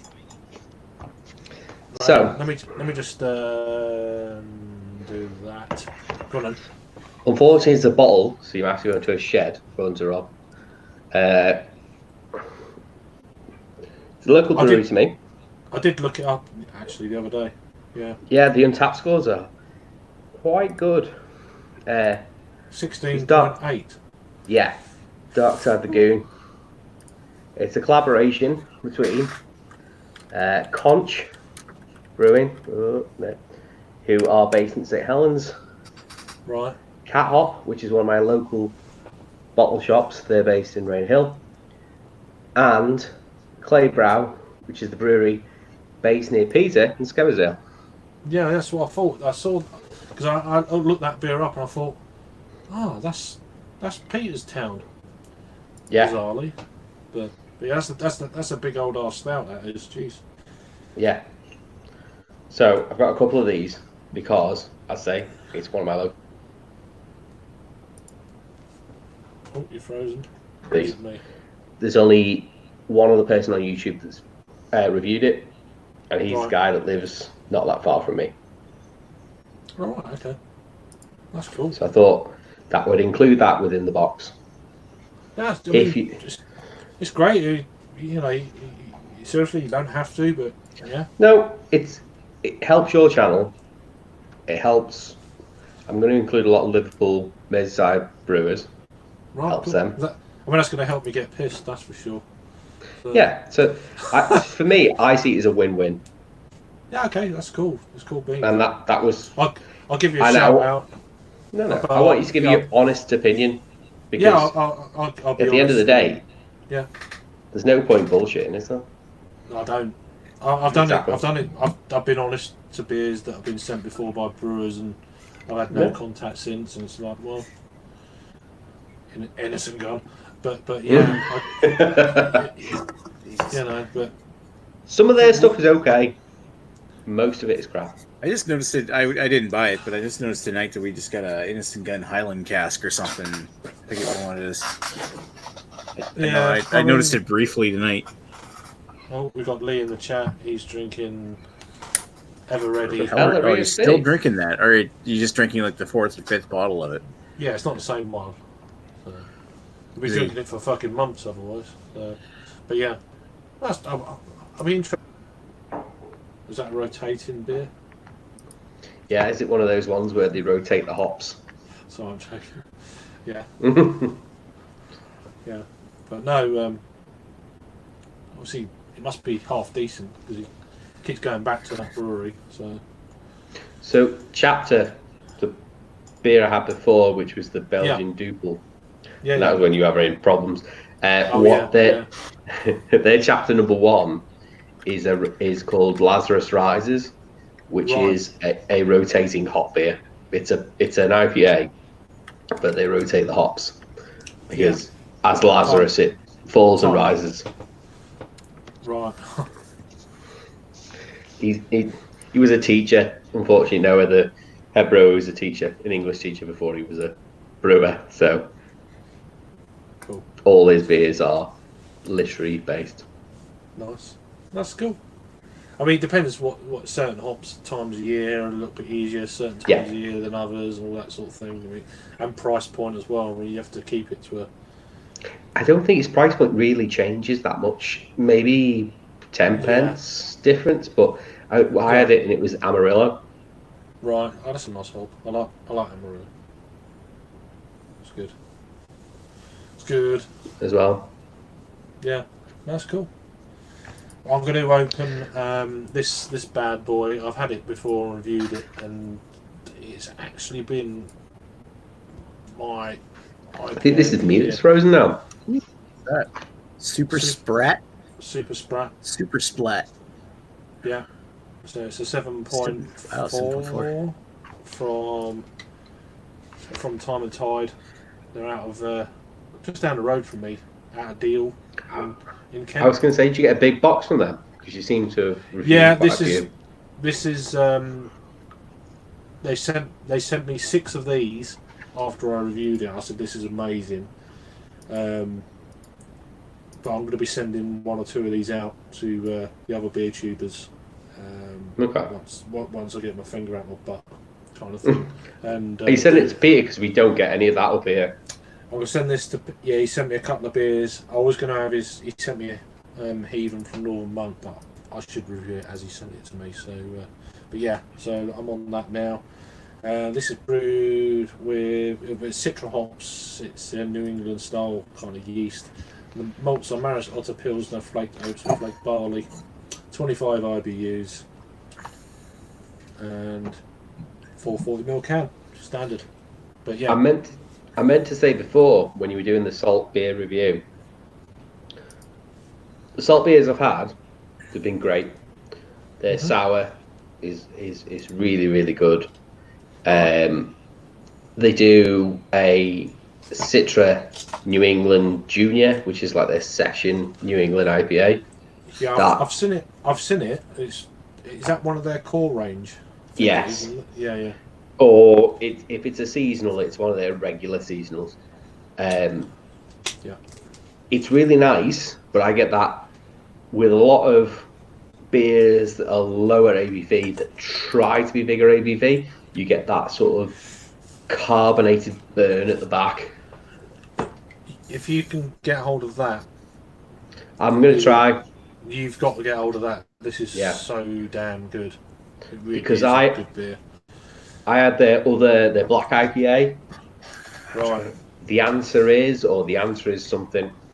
And it annoyed me because one of my bugbears with black IPAs, I think I mentioned this to you on Untapped, is if it's a hoppy porter and not a true black IPA, I get really annoyed. And this was a great hoppy porter, but it wasn't a black IPA. But people are assuming it's a stout, and it's like it's not, because they said dark ale, and they're like, I don't like that stout, and it's like it's not a fucking it's stout. got a body to be stout. Yeah, but it's not stout. No. Well, as soon as you say a hoppy dark ale, it's going to be a black IPA or a hoppy porter or something like that. It's not going to be a stout. People see a dark beer and they all automatically assume it's a stout. It's just not. But they market it as a black IPA, and for me, it's not a black IPA. It's a hoppy porter. Yeah, I mean, there's lots of overlap, and they're not as popular now anyway as they were, say, 4 or 5 years ago. I mean, 4 or 5 years ago, black IPA were bloody everywhere, and I really enjoy that style. I know a lot of people don't, but yeah. That's glad. I'm glad that you do, because I'll include in that box. There's a brewer in Parbold. But you don't see enough of that style these days. It's always kind of it's almost like not quite as they're actually less prevalent now than the West Coast IPA. Well, he describes it as a hoppy porter, It's the reverse, but it's ridiculously good. But unfortunately, he's one of those brewers. He works in a brew. He owns a brew pub, but he brews in 500ml bottles, and people assume if you're brewing in 500ml bottles, you're twiggy crap. And that isn't always the case. It's a case of you can't afford a canning line. Fucking hell. This is my second can of this. The first one blew me away. So I'm thinking, is it just the mood I'm in? My taste buds are like ready for this, want this. Kind of need this sort of thing. Sometimes sometimes beer can taste exactly the same. Yeah. But then it's better on that one than that one, but it's still the same. This is just as good. So Mood gives you an mood idea. affects beer. It does give you an idea of how good a beer is when it's still pretty damn good when you've had the second can. It's still jumping out at me. Yeah. You know? Yeah, so that's that. I think that's a good sign. It is a damn good beer, and it is. It's just pure Citra, but not overkill. Just it's awesome. It really is. I think it's the best pale beer they've ever done. How's your stout? Your vanilla stout, Nick? Well, I finished that a while ago. It was pretty tasty. I'm drinking sorry, the IPA now. I'm drinking the IPA, but I'm like, I want to get through this IPA so I can open up my next one. You know? Okay, maybe I'm not opening that in yet. That's cool. Let's drop Sorry, it. just jabbering away. I'm doing my Redbeard impersonation here. That's all right. I'm seriously surprised he's not on the feed. I don't know if Redbeard? he- Yeah, I don't know think where Redbeard is tonight. I know he was doing like a he's doing a beer fest, isn't he, or something? yeah, like he works part time, kind of part time, I guess. So over at a brewery in Ontario called Highlander. So Yes, you mentioned that several times. Yeah, I know he doesn't shut up. He doesn't. There's two reasons why people don't like Highlanders: because their beers are boring and because Redbeard won't shut up about them. Well, forget about Highlander. Redbeard doesn't shut up. So You're not Right. right. Well, I love Redbeard, So- but I just think I love him to bits, but fucking Yeah. man. he always takes things The so feed you personal. did last.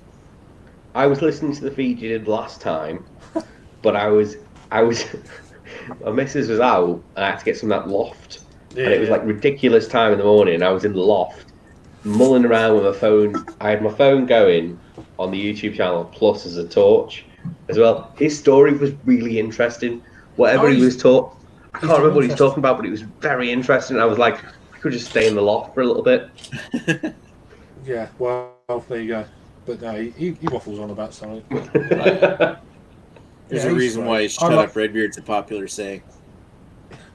You say it when someone else is talking as well sometimes. It's brilliant. I love it when that happens.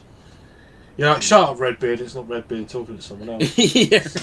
It's like, yep. He's You're like, "What?" so used to saying it. And it's just, exactly. it's just- Why is Ollie up at this time? Why not? Do you want in, Ollie?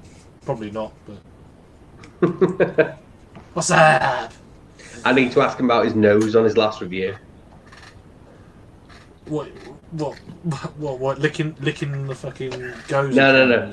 So when he did that review, when he was licking the cans, which is the Yeah, I know. the Salty Kiss versions, he had a really red end, the end of his nose. So either he's done that on purpose, as in like he's kissing these cans, that's a kiss on his nose, or he had a red nose for another reason. Don't know. Anyway, check Pint Size out. He's awesome. Yes, He his does intros are ridiculous. great. Which is brilliant. Yeah, ridiculously funny. They're really good. I mean, compared to mine, mine are pretty boring. Just beer reviews and blah, Your- blah, blah.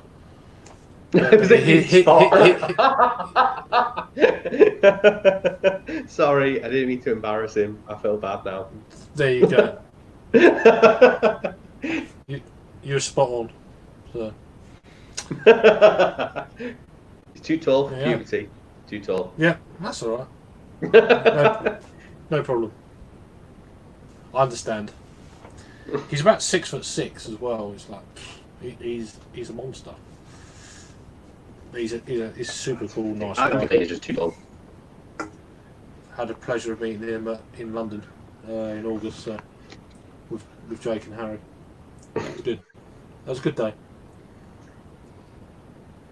No, but his intros are ridiculous. The Jurassic Oh, yeah, Park one was particularly stupid, but hilarious. No, I've got no. I mean, I can't even get my own stream. Never mind, kind of do things with the internet, with videos and stuff. So. He's technically advanced. Oh yeah, he's really good. Yeah, He's good.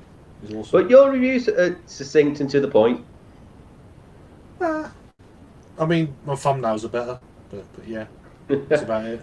And when you're on your lunch, that's great. I just muck around. I don't take it seriously. It's just my kind of palate point of view, and that's it. That's all it is really. It's just points of view and beer. And I like listening to what other people think about beers and Yeah. it's There's just nice. There's a reviewer not far. Well, he's Newcastle way. That's on YouTube. His beer selection is excellent. Wherever he gets his beer from, he has a great selection. But he says boys and girls, and it annoys the shit out of me.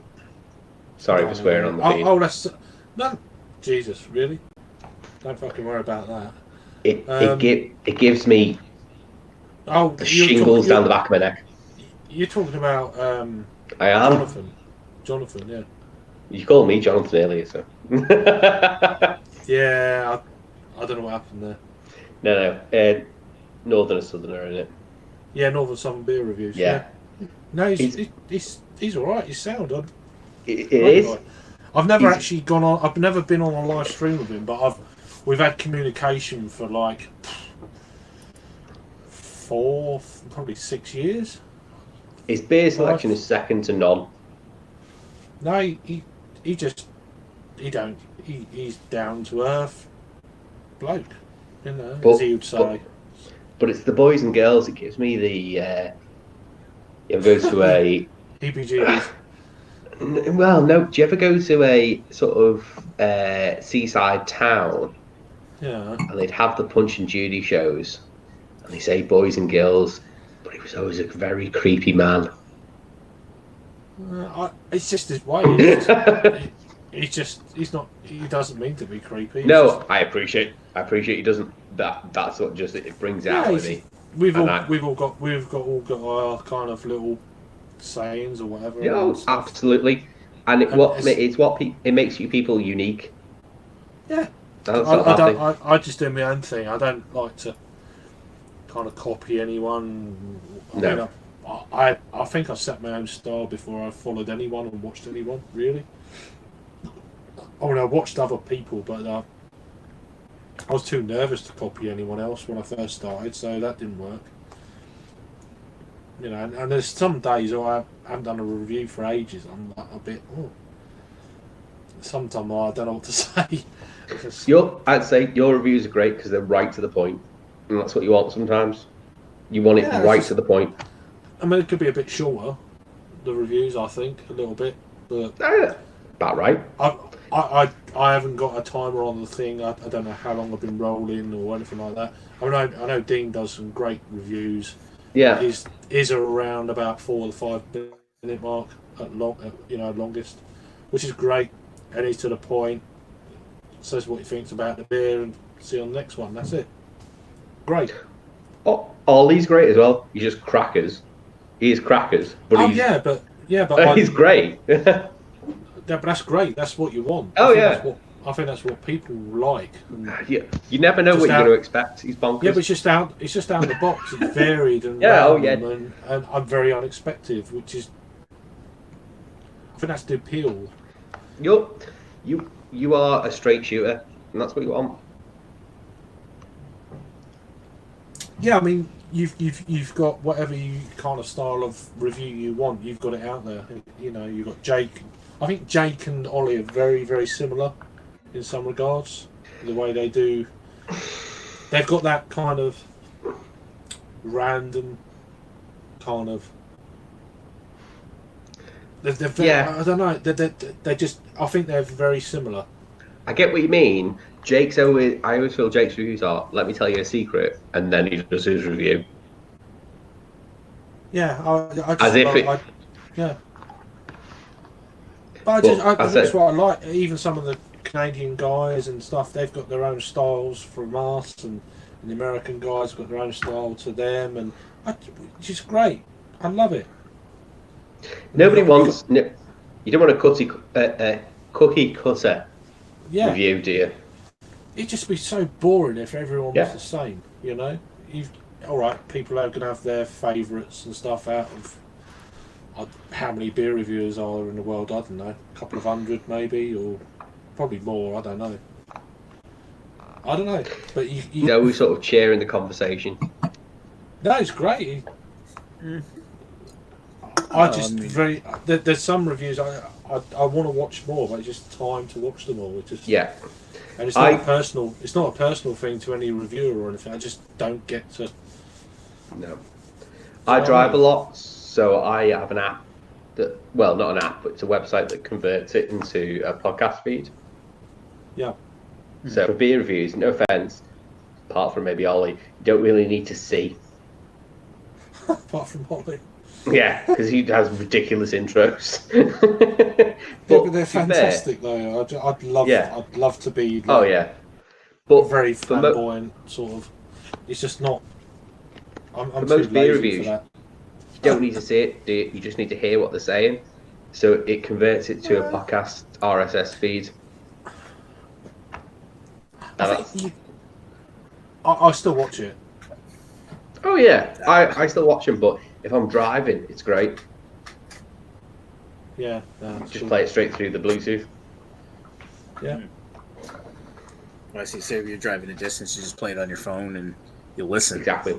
Yeah, it just goes right through my Bluetooth into my speakers. Right. Yeah, It's get that almost. better. It's almost 2 a.m. So it'd be almost. Was it 10 o'clock where you are, Nick? Was it 11? Almost 11 now. All right. So you're only 3 hours. Well, right. So I'm gonna cut this feed. Okay. Really apologise to everyone about. Mind you, you probably would be quite happy that I wasn't on for 2 hours, but 3 hours. You've been live for 3 hours. But was Craig on for 3 hours? I've probably been on for about an hour. So You're missing for most of it. Just I added was- people. yeah, I was wondering why the numbers were so high on the viewing figures, but yeah, They definitely went low when it was just me on my own. nah, he was alright. But, Sure. yeah, it stayed about 5 for 3 hours. So that's for me. I can't see that. I don't know how you see that. anyone watching is very appreciative. Thanks for all the comments. Just sorry about the shitty. I'm gonna try and sort this stuff out for live streams. Now that Norton's is out of the laptop, maybe or maybe not. It'll be better. I don't know. We'll see. AVG all the way. Yeah. Thanks for Jake, Rob, Matt. One last Opening one. there. Nick. It's Trailways Ooze. Cool. Australian hopped double IPA. Ollie, you don't need to start your spot regime. Your skin is normally excellent. Yeah. But anyway, There. cheers, Adam. Cheers. Thanks for joining. Thank you very much. My good friend Thanks for from across the pond in Canada. Until the next one, then. And yeah, thanks for all the comments as well, Lee, Ollie. I'm probably missing a few out. I'm really sorry. Anyway, thanks for all the comments. If you watch it again, then yeah, that's on you. If you got this far, and I'll see you on the next. It's on see you on the next review. Cheers. Thank you. Night. Later. What did I think of this stream? Still live. This would be Terrible. That still says live.